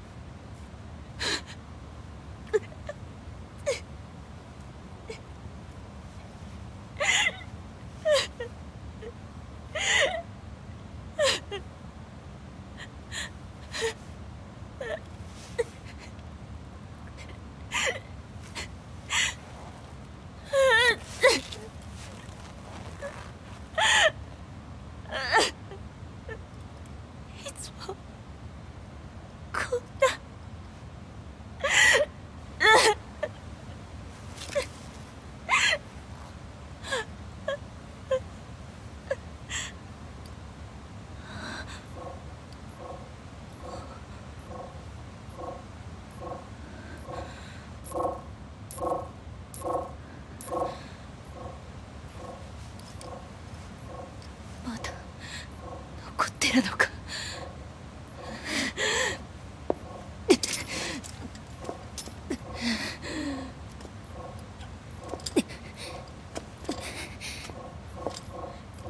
こんな機械。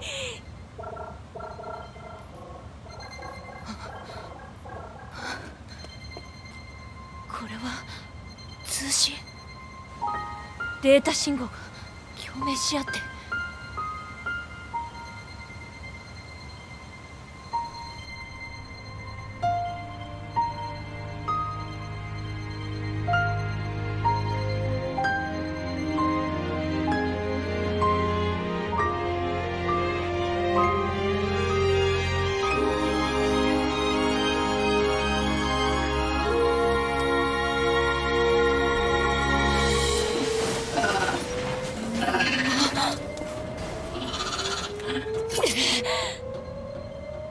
ちょっと待って、2B。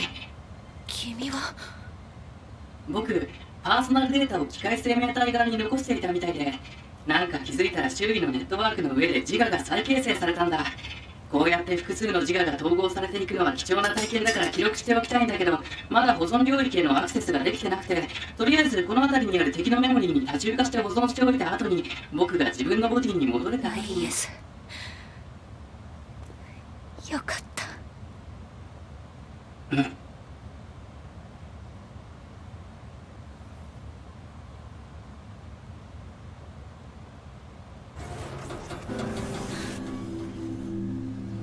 こうやってアダムとイブをめぐる最後の戦いは終わった。この戦いは戦局に大きな影響をもたらすだろう。僕と 2B の戦いもこの後まだしばらく続くんだけど、それはまた別の話。 That's the ending of Part A and Part B of the storyline. Now it's time for the Yorha units to make a strong push to end the machine war. 9S scouts out the machine's air defense systems and takes them offline, causing 2B and the rest of Yorha to reach the surface and begin their strong assault. It goes very well, many machines are destroyed and the Yorha units make a strong push, but suddenly...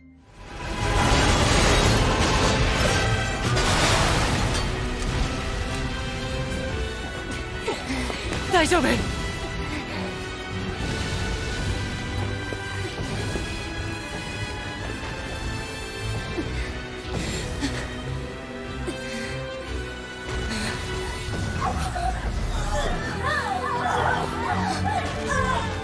広域ウイルス。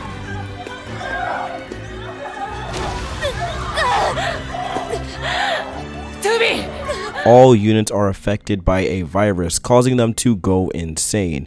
2B and 9S retreat back to Command to report on the ongoing situation on the surface below. Command tries to detain the duo on the basis of treason and turning their back on the battlefield, but soon they too are infected by the virus. It's apparent the virus was spread throughout the Yorha servers. This causes everyone to either go insane or flat out drop dead. The commander has to wipe the slate clean and decides to self-destruct the entire command base. 2B and 9S rush out before the explosion, and during the escape, 2B sends 9S on a different crash course away from her, as she is too affected by the logic virus. 2B slowly crawls over to a bridge where she encounters none other than A2. Virus contamination rate 90%. Alert. Unusual heat generation in central nervous system. Internal combustion imminent. Abnormality detected in visual senses. Alert. Deterioration found in black box. Alert. Damage to data backup system. Said damage will make it difficult to retain self-consciousness upon backup. Backup gone. Point back now anyway. My body. 。 . 。 . 。 . 。 . 。。 . 。。 . 。。。 . 。。 . 。。 . 。。 . 。。 . 。。 . 。。 . 。。 . 。。 。 。 . 。 。 。 。 。 。 。 . 。 。 . 。 。 . 。 。 .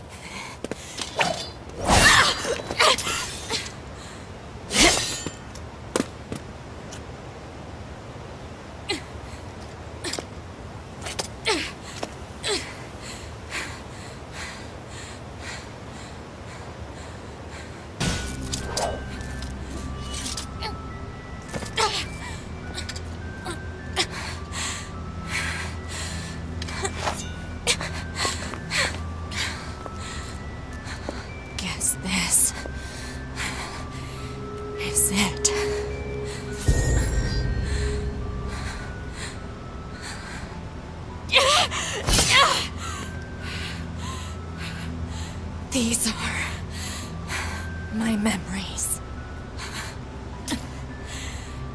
Take care of everyone for me. Take care of the future, A2. She asks A2 to carry her memories and take care of 9S as she succumbs to the logic virus. 2B gives A2 her pod and sword which contains her memories, as 9S runs towards 2B's signal to see the tail end of A2 and 2B's conversation.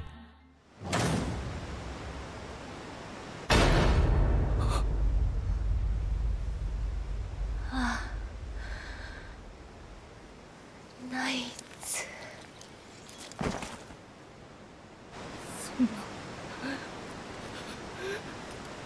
2B そんな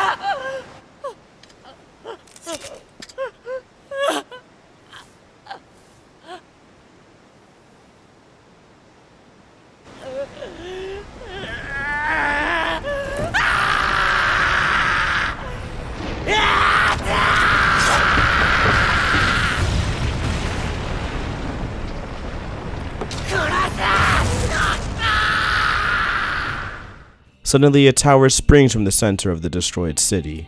Okay, things are gonna get a little twisty-turvy and complicated here. We're gonna have to be following two different character storylines between A2 and 9S. They weave and play throughout each other, so keep that in mind as we go throughout this video. There's a lot, and I mean a lot, we're going to have to cover here, so if you get a little lost or a little confused, don't worry, I promise I'll try my hardest to rear the steering wheel back into place and keep the storyline as straightforward and as easy to follow as humanly possible.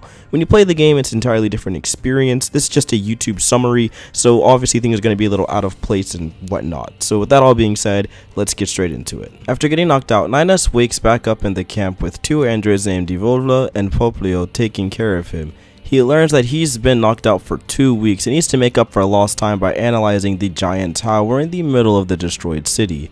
He realizes the barrier is too strong to defeat, causing him to scout out these recovery units that fuel the tower. He vows to destroy every machine and makes his way up towards the first recovery unit structure in the wooden forest. As 9S makes his way up the first recovery tower, A2 gets her objective from 2B's former pod. She also vows to kill every machine left and works her way towards the desert to take out a Goliath-class machine. After pouring her all into the fight, she kills the Goliath-class enemy, but not before it lets out an EMP, disabling her, causing her to enter the machine's mainframe and take it out completely once and for all. This is also intertwined with her own and 2B's memories, which causes some confusion. After all is said and done, the stress from all of the info causes A2 to pass out. She wakes up quickly, however, discovering she needs to replace her fuel filter. A2 heads back to the resistant camp, running into Pascal. She can either kill him here or help him with this village. In my playthrough, I decided to help him in order to get my fuel replacement. A2 helps Pascal collect materials to gather a fuel replacement kit, and with a bit of guilt decides to stick around and help Pascal with any other issues the village needs fixing up. After helping Pascal and the townspeople with various issues, Pascal's final request is for A2 to bring back a book on philosophy for him and his village. A2 heads back to grab the book, talking with Enomi about how strange it is that machines are acting and imitating humans more and more every day. Soon back at Pascal's village, trouble starts brewing. A2 returns to see the entire village on fire and many residents either zombified or being cannibalized one by one. Pascal barely gets out of there and sends the kids far away into a secret compartment of the factory, protecting them from the danger that's infested the village. A2 joins Pascal back at the factory and tries to work out a new place for the kids to live. However, it's too late, as the machines launch an all-out assault on Pascal and his children, causing him to break his promise and begin fighting. Pascal jacks into a Goliath machine and begins fighting the onslaught of terrible machines that want to take down his village.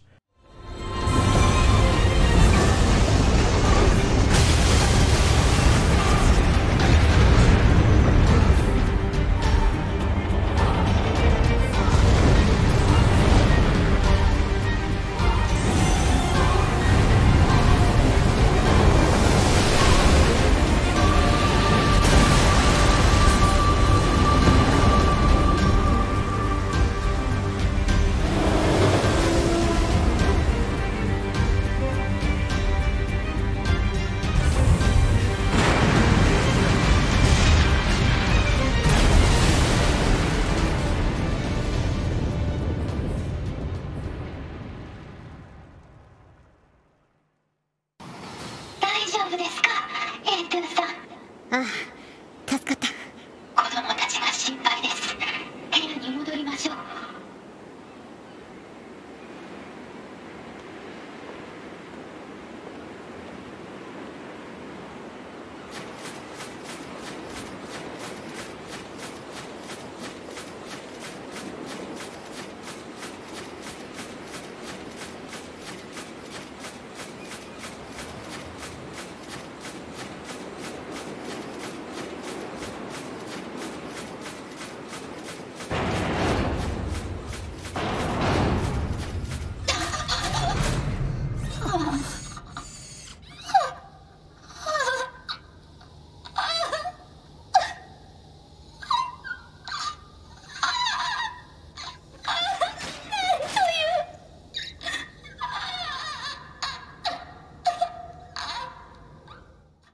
All the kids are gone and you're forced to either kill Pascal or delete his memories. I chose to delete his memory. During all of that, 9S is fighting his way up the second resource unit. He learns the machines are the ones behind the tower and he's slowly losing his mind due to the logic virus infecting him. This causes him to officially go crazy, as one of the last memories he sees is none other than his partner in all of this madness, 2B. He destroys the second resource unit and makes his way towards the third unit. On his way, he encounters Pascal, this time with completely wiped memories. 9S scoffs and moves on. He reaches the third unit and makes his way to the very top, encountering a corrupt Yorha operator number 610. The fight is ruthless, dragging on for quite some time, and once again A2 comes crashing from above, stabbing the operator and killing her.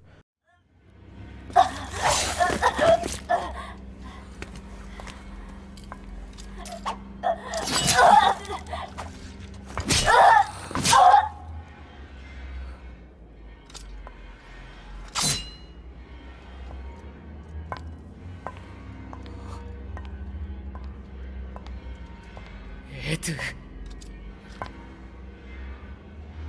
優しい人に優しい人になってほしいと 2B は言っていたぞ。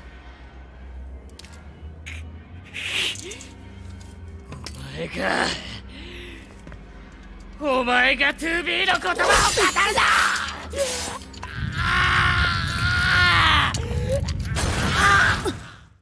9S wakes up from his fall and reaches the giant tower in the middle of the city. He unlocks the giant pillars for the tower and tries to bust his way in, but he's unsuccessful upon his first attempt. The barrier is too strong and it pushes him back. Despite this, Devolva and Poplia come back and help 9S reach the inside of the tower. With the help of both of them, 9S makes his way inside. We're given a cutscene showing the backstory of the twin units. This is one of the few direct links back to the first Nier game, as those two twins were to help set up with Project Assault. The project was an experiment made to separate human souls from their body in the case of the Black Sprawl infection taking over the entire human race. The twin units Devolva and Poplia were made to assist the project, but things didn't quite work out as the Black Sprawl virus was too powerful and the Devolva and Poplia units couldn't complete their task. However, it wasn't the same twin units we were following in game, rather another pair of units from a entirely different part of the world who couldn't complete their task, causing a chain reaction to go off on any Devolva and Poplia units. They began getting discriminated against and sometimes abused in many cases. This lasted among the androids for years upon years. Devolva and Poplia sacrificed themselves to open the barrier so 9S can make his way up the White Tower. 9S does make his way up the White Tower, killing many androids in the process, eventually encountering his greatest regret, 2B.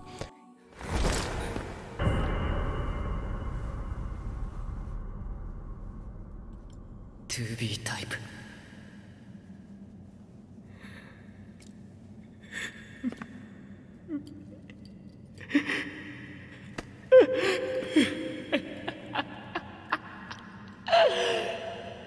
ここに会えてよかった。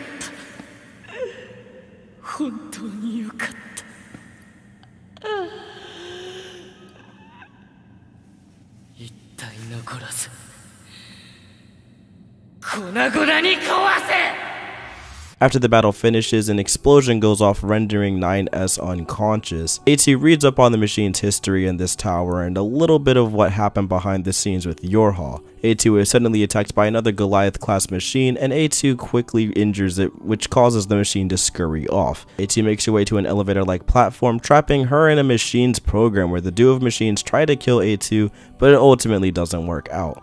As the two minds start butting heads and disagreeing with each other, this causes both of them to go to war with themselves, ultimately causing themselves to self-destruct, allowing A2 to make her way upwards via the elevator-like platform.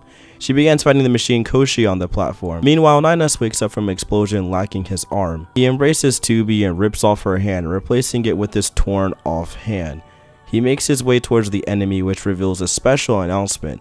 That announcement being that the humans have been dead for years upon years. He still decides to fight the machine menace. 9S is going insane. 9S battles some more Yorha units and takes their flight units into battle against the machine Roshi. It boils down to this super dope boss fight with 9S and A2 working together to take down the two machines fused. It's really dope.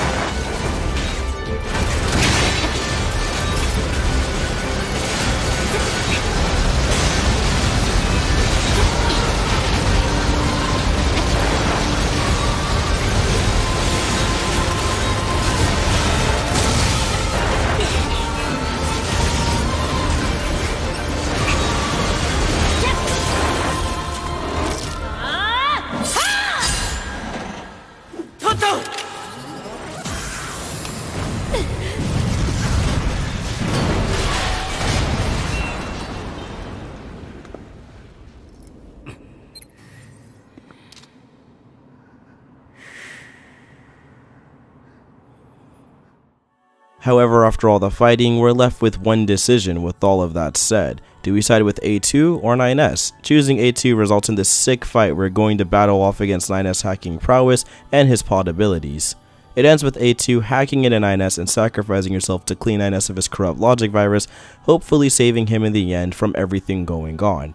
The pod carries 9S back to the destroyed city, and A2 finally comes to appreciate the warmth and light of the world. The game's credits roll and we're left with one important question. Do we wish for 2B and 9S and A2 to be saved, or let the memories remain gone forever? I chose to salvage everything we could with 2B, 9S, and A2, and the game rewinds quickly, giving us the E ending.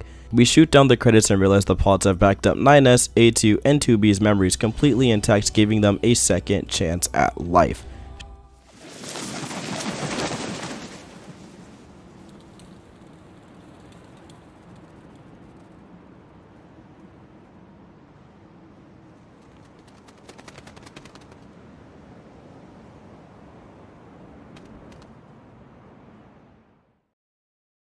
Well, that was just a roller coaster of emotions. Nier Automata's storytelling is out of this world. It juggles so many themes so wonderfully, it's actually a feat within itself.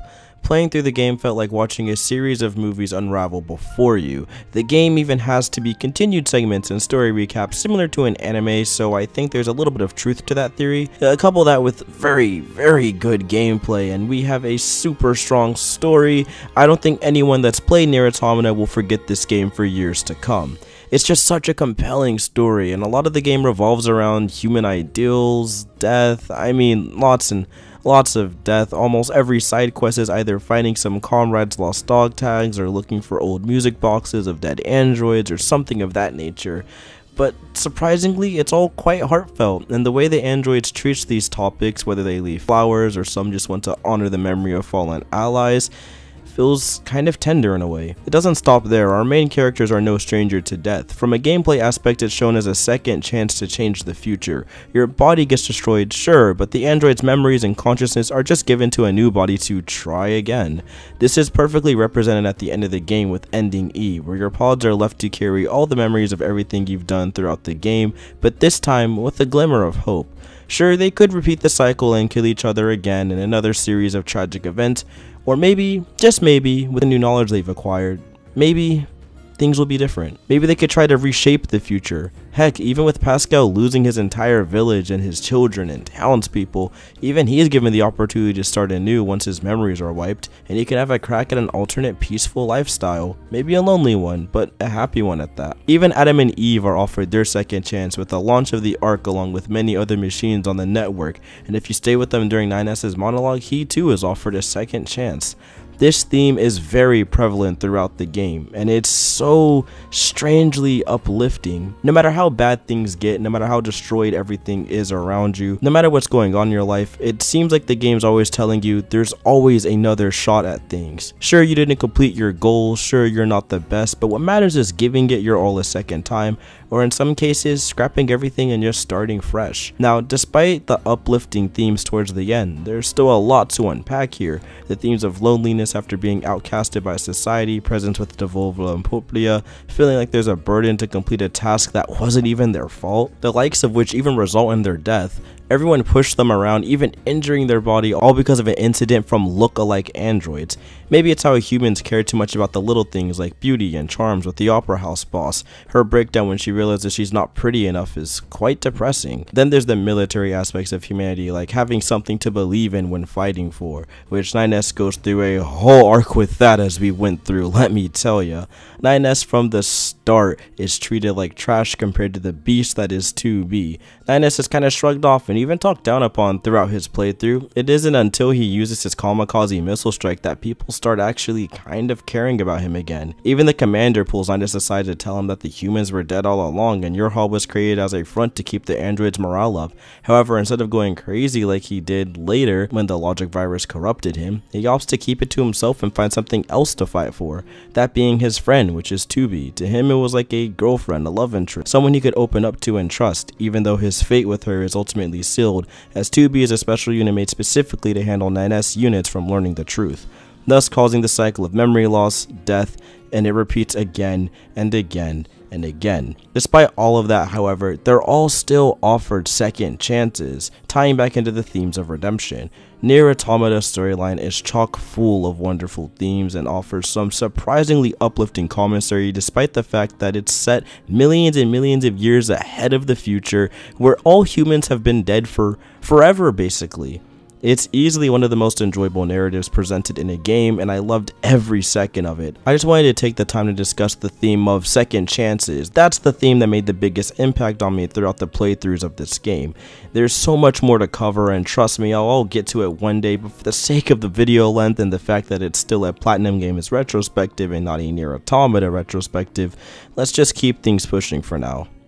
Moving along, the game is just flat out gorgeous. It combines a photorealistic world with very detailed, destroyed and flooded cities, dense forests, a rather gothic and rundown amusement park, and a wonderful desert, and combines it all into this breathtaking open world experience. The art style is also pretty strong here, with bombastic Gundam style lasers ripping across your screen from the pod and or machines firing, to these really cute tiny little comical pellets that come into the pods when you're firing. The machine design also really stands out. They have these overly round bodies and comical weapons, from makeshift spears made out of nuts and bolts and random pieces of metal to just big ol' stompers that they use to crush their opponents beneath their feet. It's a stark contrast from the perfect looking androids, and speaking of androids, all of these are really good designs. 9S is sporting some swag with the satchel slinged over his shoulder, which is pretty tough, I'm not gonna hold you. And 2B, well, yeah, she's 2B. Character designs are on point, and everything does a really good job of fitting the atmosphere. I also have to applaud the diegetic UI Nier has in place. Everything in the game correlates to the fact that you are an android, from the way the menus are brought up to the pause screen to gameplay elements such as the chip system. It all ties into the fact that you're an android, which is a nice touch. Speaking of plug-in chips, let's get to that. Firstly, the core gameplay. It consists of typical light and heavy attacks that chain into each other, similar to Bayonetta and Transformers Devastation. The combos, although samey, are made up for in diversity thanks to the weapon types you switch between, those being spears, small swords, large swords, axes, and arms. You're allowed to quickly switch between weapon sets on the fly, essentially giving you access to 4 weapons at once. The pods also have their fair share of fun and unique abilities. They have the typical gun shooting, only tiny damaging pellets with the Gatling, the laser weapon that seems puny at first but coupled with the right set of skills becomes a great executioner move of sorts, and last but not least the missiles, which helps in crowd control situations. The pods come equipped with special perks, some allowing you to summon spears from the ground, or my personal favorite, the laser, causing a blast so strong it knocks back the opposition. Combining all your weapons and pods together makes for some satisfying combat segments. The game doesn't stop there, however. Sometimes it spices things up with these bullet hell sections where you take flight in a Yorha unit and battle the machines from above, or you're back on the ground doing these strange 2D side-scrolling or top-down camera angle segments. The game likes to get experimental gameplay-wise, and it offers enough to shake things up to keep the formula fresh and rewarding. 9S is largely the same as 2B and A2, but his main gimmick is, well, he's not the strongest hand-to-hand fighter. His skills are mainly in the hacking world. He can hack into machines and make them explode, or take over their body, or cause the machine to switch sides and fight for him.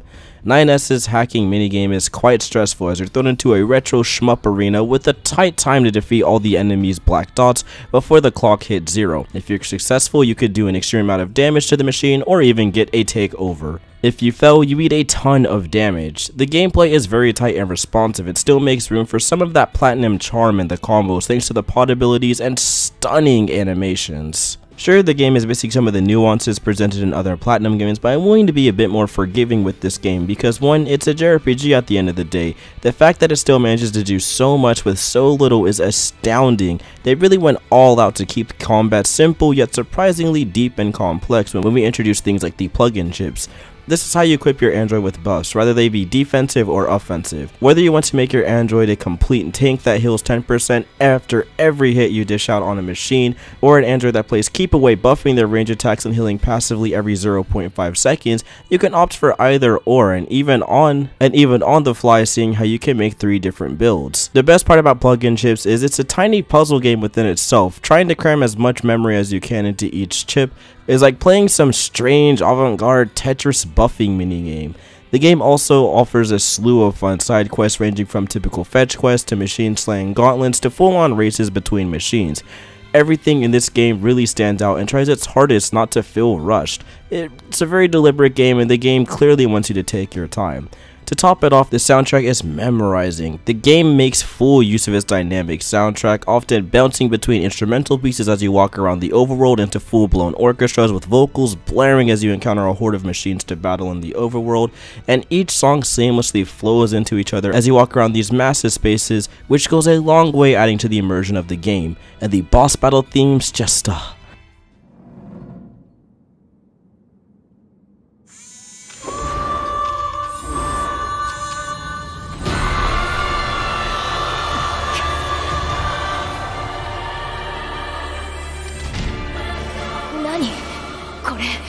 こんな形の機械生命体、記録にありません。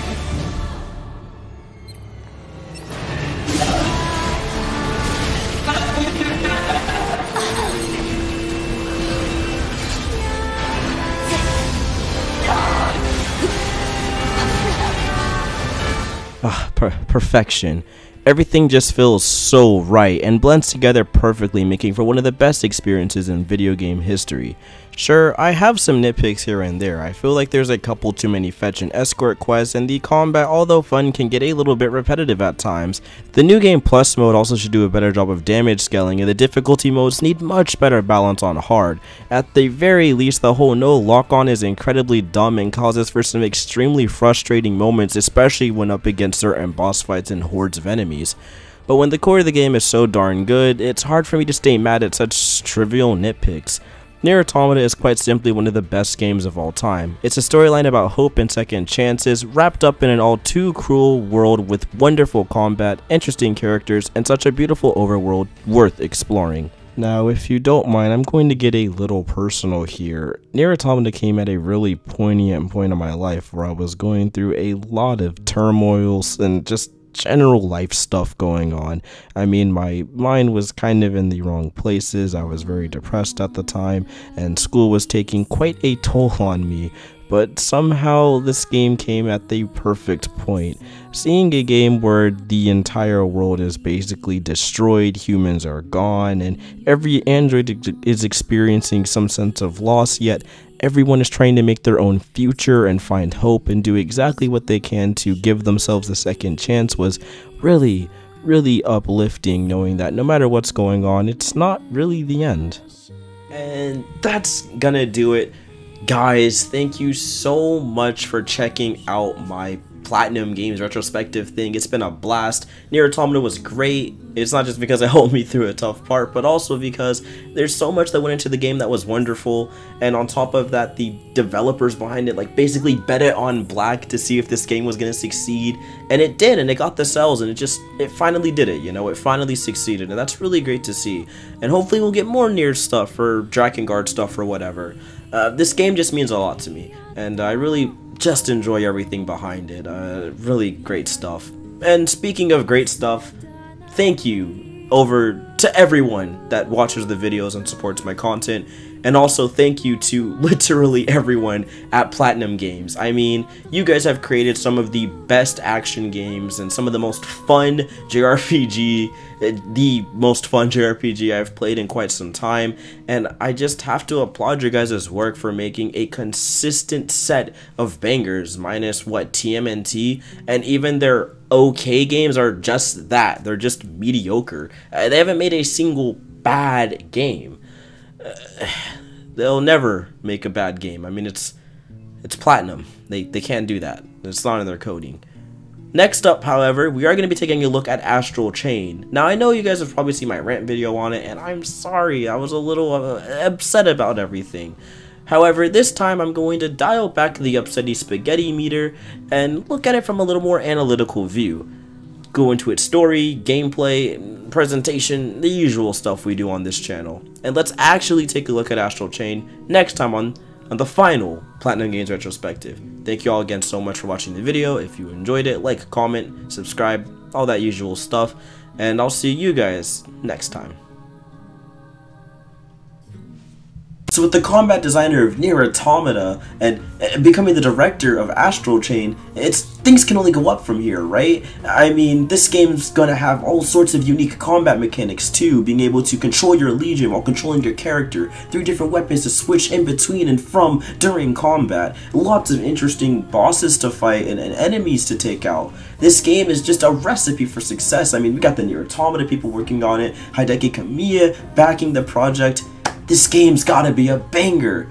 With that all out the way, all the developmental stuff, let's get straight into Astral Chain and my personal thoughts on the product. First and foremost, the story. We begin the game with an evil scientist experimenting on some outworldly creatures. The experiment goes somewhat according to plan, and we quickly jump over to our main character riding on a sweet looking motorcycle as you travel through the neon lit city.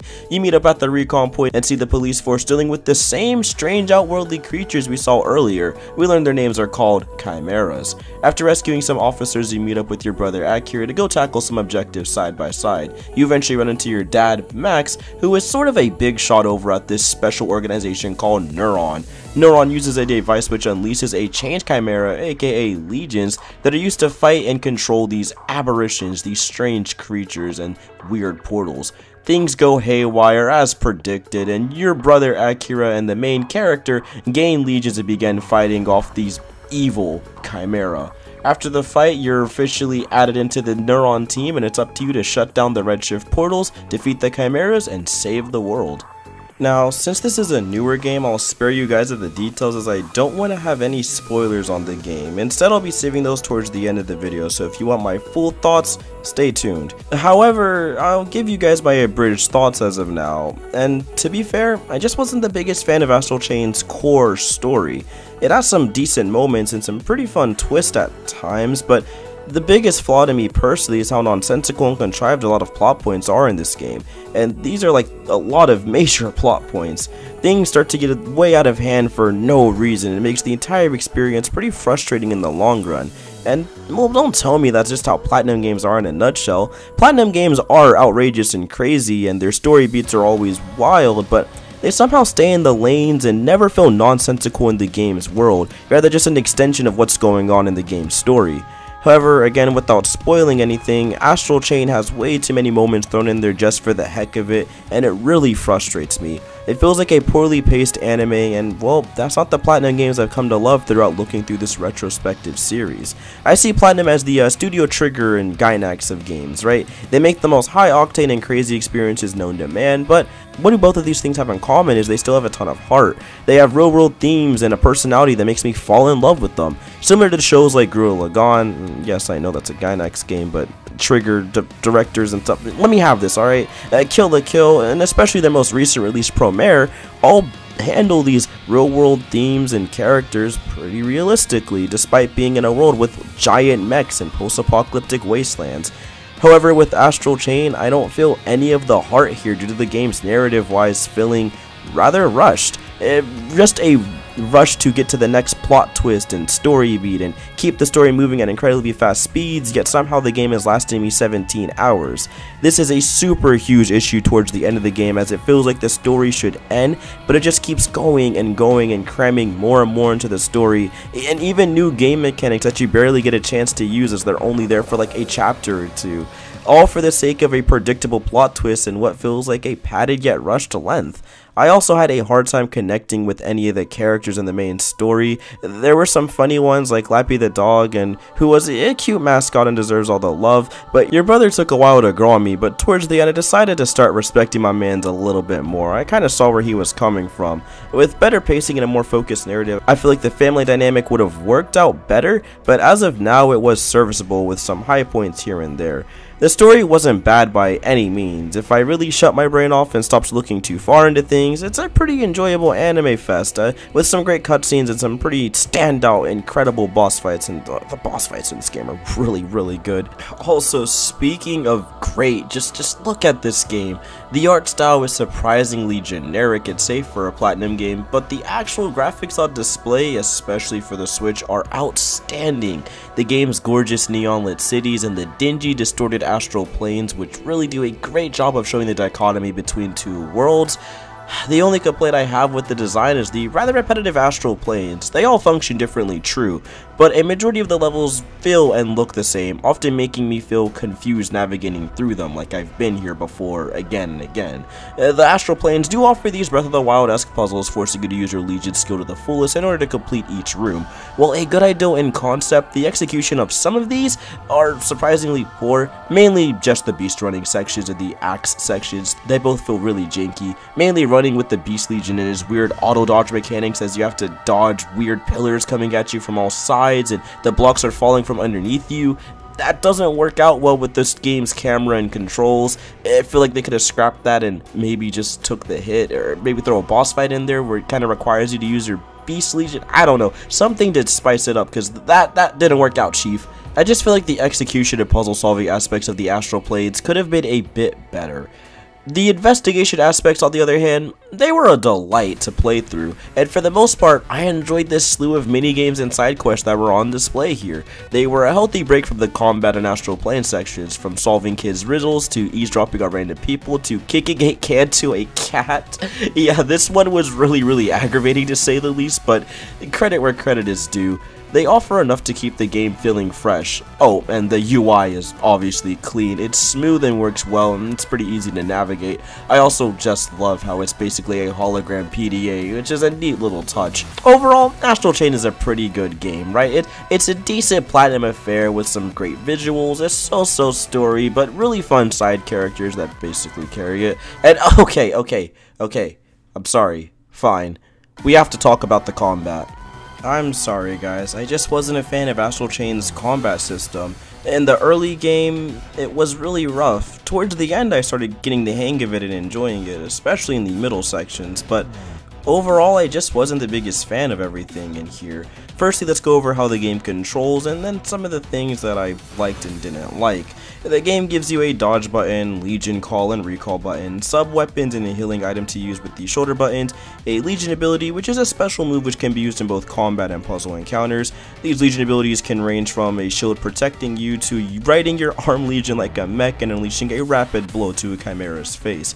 You also have 6 separate skill trees to mess around with, as each Legion has their own set of moves to unlock and damage to upgrade as you play throughout the game. Sadly, most of these Legion's moves do function the same, each having a launcher, a 360 AoE, and a unique move for each Legion to perform. Now, as cool as these moves are, it's often hard to combo with them, mainly thanks to the process being really cumbersome. It's another layer of frustration that has me wishing I could control the Legion in person individually instead of having an auto attack system in place. Basically, to explain it, you have to do say like a 360 degree on your controller while pressing ZL to fire out a Legion AoE move. But during this process, you're moving its chain around, or sometimes it doesn't move around at all, sometimes it doesn't register it, and your character's standing completely still while being swarmed by enemies. You guys kind of get the issue here. It can get a little bit cumbersome and overwhelming at times as enemies swarm you, so it's usually best to just let your Legion do its auto attack thing and get right back to mashing.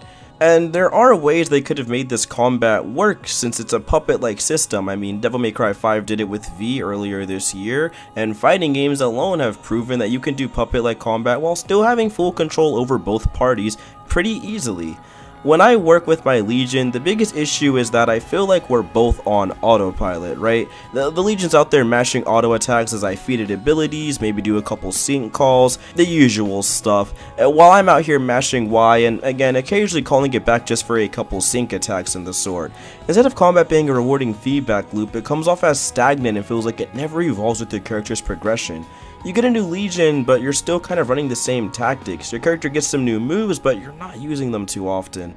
And now that's not to say the game doesn't try to do some cool stuff. Using the Axe Legion to shield yourself from devastating attacks and its blue shield skill, or using the Beast Legion to run away from quick projectiles and howling to stun enemies, and all that stuff is pretty fun in spurts, but the combat as a whole just feels way too clunky for me and really slow paced. Switching in and out of Legions feels like a chore, and you either A, have to cycle through them by mashing L, or B, use the circle to select. Now again, both of these methods aren't too bad, it's just acting out of everything which is the hard part, and it's cumbersome and slow and unfun. I also really had a tough time trying to get my Legion to lock onto the right targets, especially in crowded battles. Sometimes I wanted it to perform certain actions or use skills in a particular environment, and due to the camera jank and auto attacks locking onto the wrong chimeras, the Legions more often than not felt like they weren't working. And sometimes they just don't fight at all, which is really annoying considering every Legion's on this timer. And the chain jumps, my gosh, they're so finicky. Sometimes they work, other times you get stuck on chimeras or objects you don't want to get stuck on. The perspective might shift and send you plummeting to your doom. Oh, and also if you don't have your Legion, you can't jump at all, which removes a huge part of combos, considering, you know, aerial combos are kind of fun to pull off and stuff. So you basically need your Legion by your side at all times to make the game even remotely more fun, or fun in general. And since it's burdened to this ridiculous meter in the early game, it's often always running on empty unless you're stocking up on astral energy juices, power-ups, and all that type of stuff. It just makes the game, once again, feel a little bit convoluted and contrived just for the sake of it. Sure, like I said, you can stock up on items, but these also have really long animations which get in the way of combat. Towards the end game, this complaint is pretty much void thanks to the amount of ability codes you can equip to your Legion to extend the length they have per call, along with many other upgrades such as attack speed, defense, self-destruction damage. The list goes on and on. so pick some up and experiment. The game offers a way to make energy back as well by defeating baddies and clearing the redshift, but also if your Legion gets hit at all, it'll take damage and lose meter, not to mention it's constantly losing meter on a timer, which is an issue considering it's an auto attack machine. You'll really see this issue come into play with the finish off mechanic. Certain Chimera you can pull their cores out and I guess inject it into you or something like that to regain your life gauge and your blue meter astral energy gauge thingy. The downside is since you're always auto attacking and usually on the offensive or whatnot, and sometimes again due to the targeting system you can't completely target exactly where you want to press A and finish off these bad guys, which means you'll be missing out on some valuable health at times, which is really infuriating.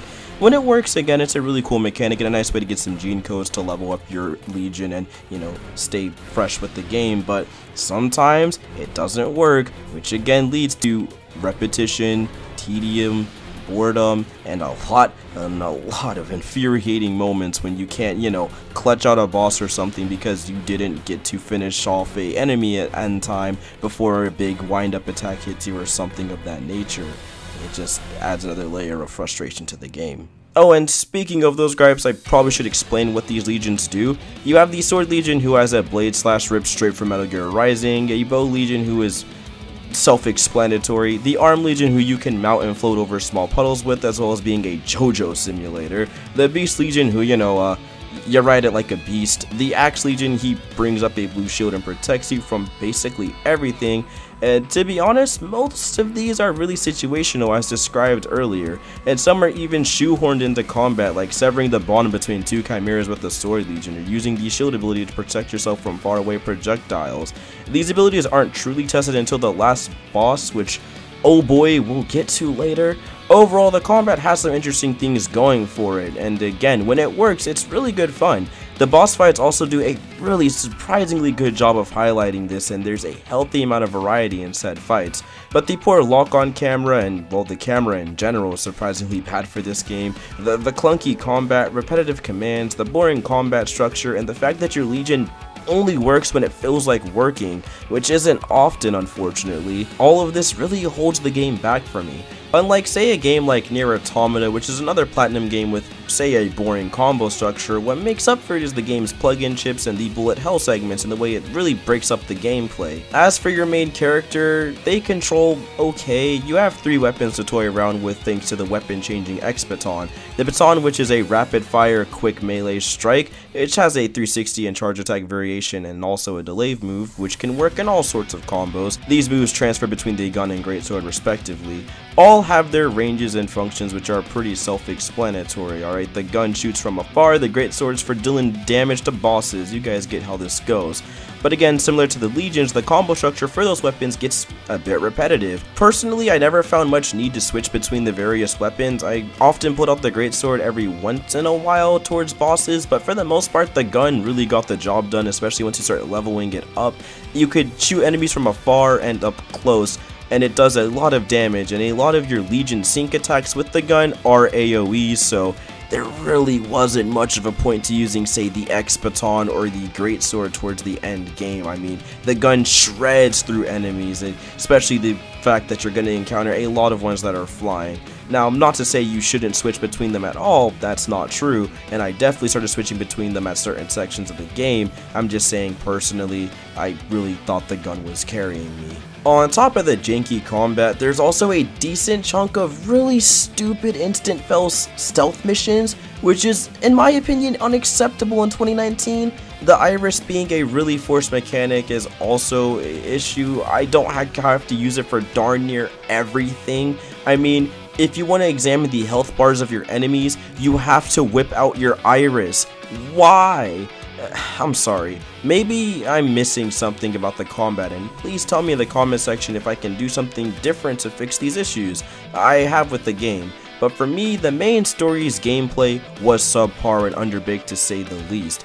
I know the game was in development for a while, but it really feels like they could have used a delay or two to fix at least the camera angles, chain jumps, and annoying segments with platforming in the astral plane. Or maybe tighten up combat a little bit more, add some more combos, something. This game just feels rough around the edges, and if you can get past that and enjoy it, that's okay. I get why people like the combat and enjoy this game. Me personally, I just couldn't get over the various hurdles and game design choices in the game, so it made the whole thing really infuriating for me. Please don't take any of my critiques on the game personally either, that's all I request. The game does somewhat recover in the post-game, where the bulk of it is boss gauntlets and open spaces along with larger but smarter enemy encounters. This was a welcome change from the cramped streets and hallways that played the main game story, which led to the poorly designed camera and controls. So overall, how do I feel about Astral Chain? For me personally, it's rather disappointing, at least in terms of Platinum's games. As an action game, I suppose it's okay, it does enough to get the job done, but as a Platinum title, it's really missing some of the Platinum charm, which in turn adds to the game's rather generic anime aesthetic. It just looks like another run-of-the-mill cyberpunk anime. I mean, the X-Baton is literally something straight out of Psycho Pass. The motorcycle scenes feel like Akira. You guys get the gist. It's not the suave yet gothic appeal Bayonetta 1 and 2 have, the futuristic yet modern takes Metagear Rising and Vanquish provided, the comic book look of Mad World, the plastic figure Sentai feel of Wonderful 101. You guys get it, and the sea of games dripping with style in Platinum's library.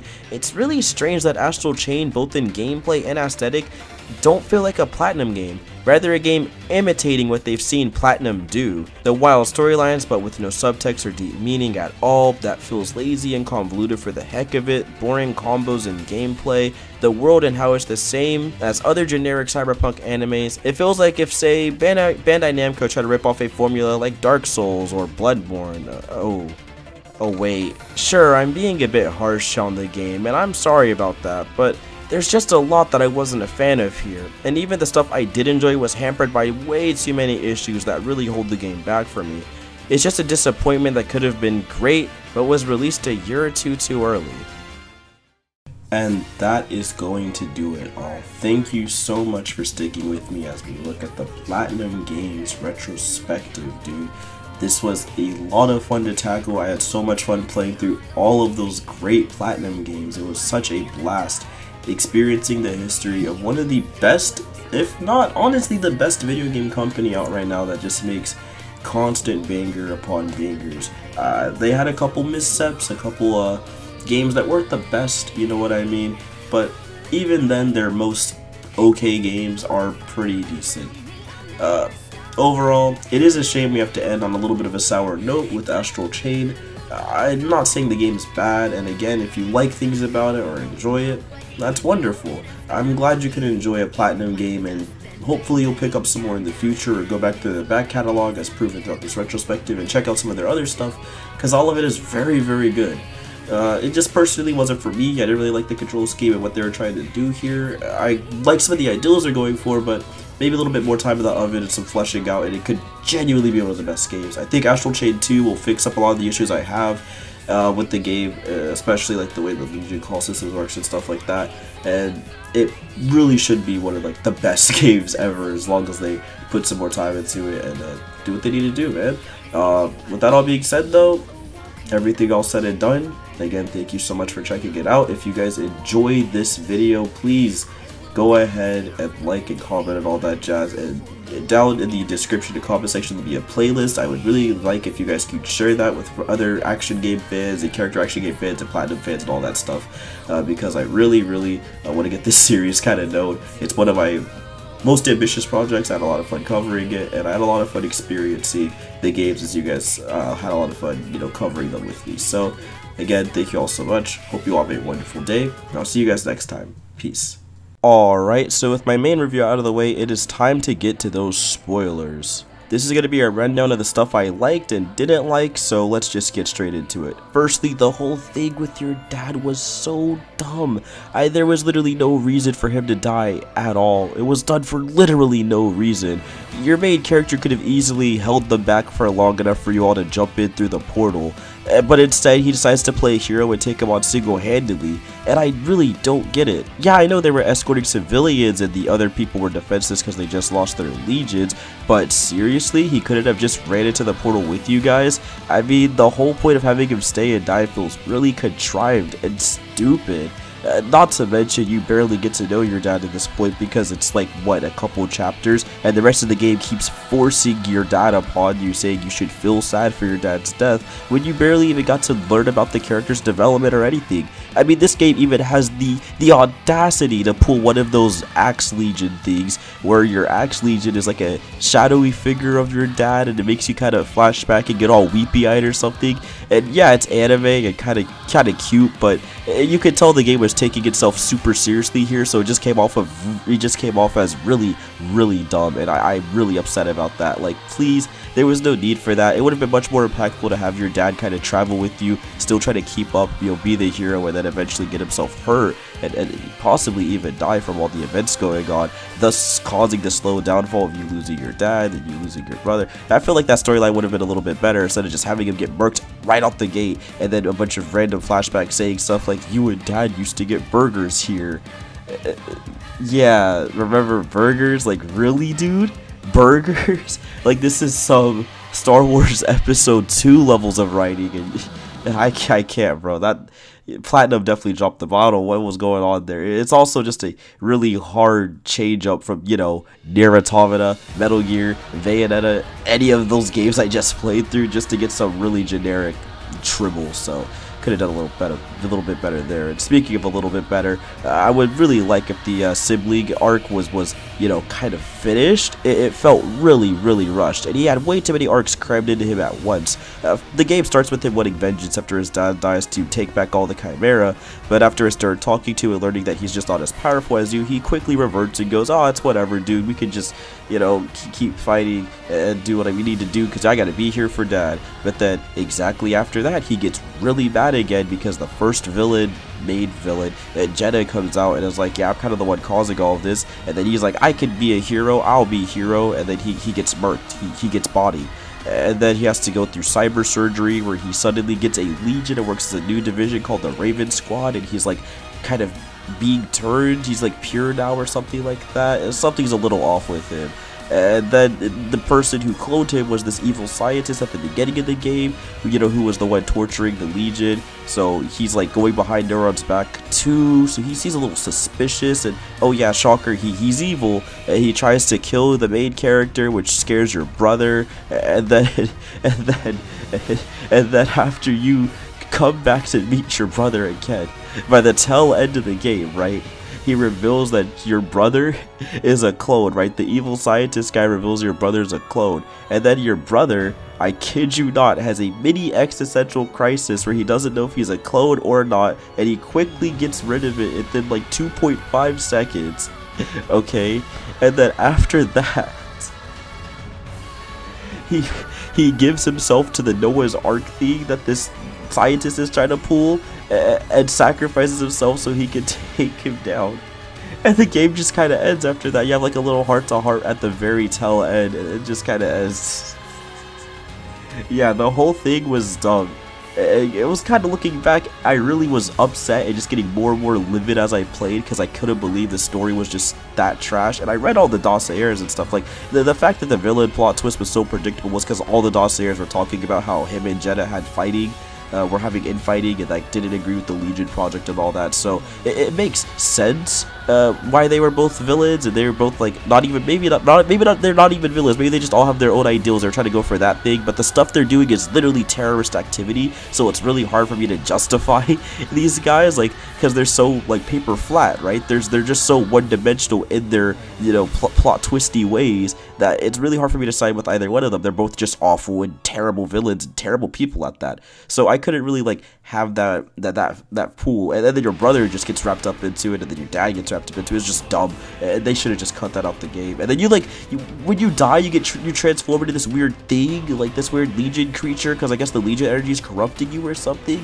That was really dumb. It was a good gameplay mechanic. It was really fun to like tear things up, but then in the R12 file sections, you don't even get to use it. So it's like, what's the point of giving me this sweet new mechanic if I don't even really get to toy around with it? I mean, what were they thinking? So, yeah, basically, none of the game made sense, especially the whole, like, villain plot twist, the evil scientist. He kind of wanted to control all the chimeras and make them legions, and then eventually destroy the world, I guess, to restart it in some Noah's Ark thing. and he felt like this was the only way, which I guess is the dichotomy of like destroying the world to restart it versus absorbing the world to give it back to the astral plane who deserves it. I guess it doesn't make a lot of sense, both their ideologies, but whatever. And then we get to the big thing. The Noah's Prime boss fight was the absolute worst. But wait, hold on. Just 1 quick second. First, Jenna. Jenna was a really terrible villain, but her boss fight was actually really fun. The homunculus, all of the forms were great to fight, and Jenna herself was one of the most fun final bosses in that game. Had a lot of good times tackling that. It was really bombastic. It actually almost made me give the game an 8 because it was just a lot of fun. And then the game kept going because plot twist, which wasn't a plot twist, we saw it coming, but we had to get to, gosh darn, the evil scientist dude. I forgot his name, I don't want to pronounce it, it's too long. And he's trying to do this Noah's Ark thing, and I gotta say it, dude, this is absolutely the worst final boss of all time, dude. Like, he has the dumbest normals, right? He's jumping up in the air, he's launching giant fireballs on you that wipe you. You can't even escape from some of his moves. There's like a vacuum move out there that will like suck you into the vacuum, and if you do not have a Legion, you purposely have to get it. You have to eat an instant kill. So if you run out of Legion energy and he does that move, you purposely get instant killed. When he does the vertical walls, the game's non-existent, bro. Like, you're just gonna have to eat so much damage. You can't even use your burst option because after getting like 3 or 4 hits in, he's instantly back in an invincibility state where you can't touch him. So there's a lot of really dumb things with the boss fight where you can't reach him just because he's always in the air, so you're just using your gun for like literally 90% of the boss fight, and you're just running around and you're trying to bind him. You can't do that. I mean, you can when he's stunned, but he breaks out of it really easy, so it's better to just whack on him until, you know, the stun goes away. As he splits himself into multiple forms, which you have to dodge. Your Axe Legion doesn't work here because even with maxed up defense and all that, he just can't block for long, especially against the bigger charge up moves.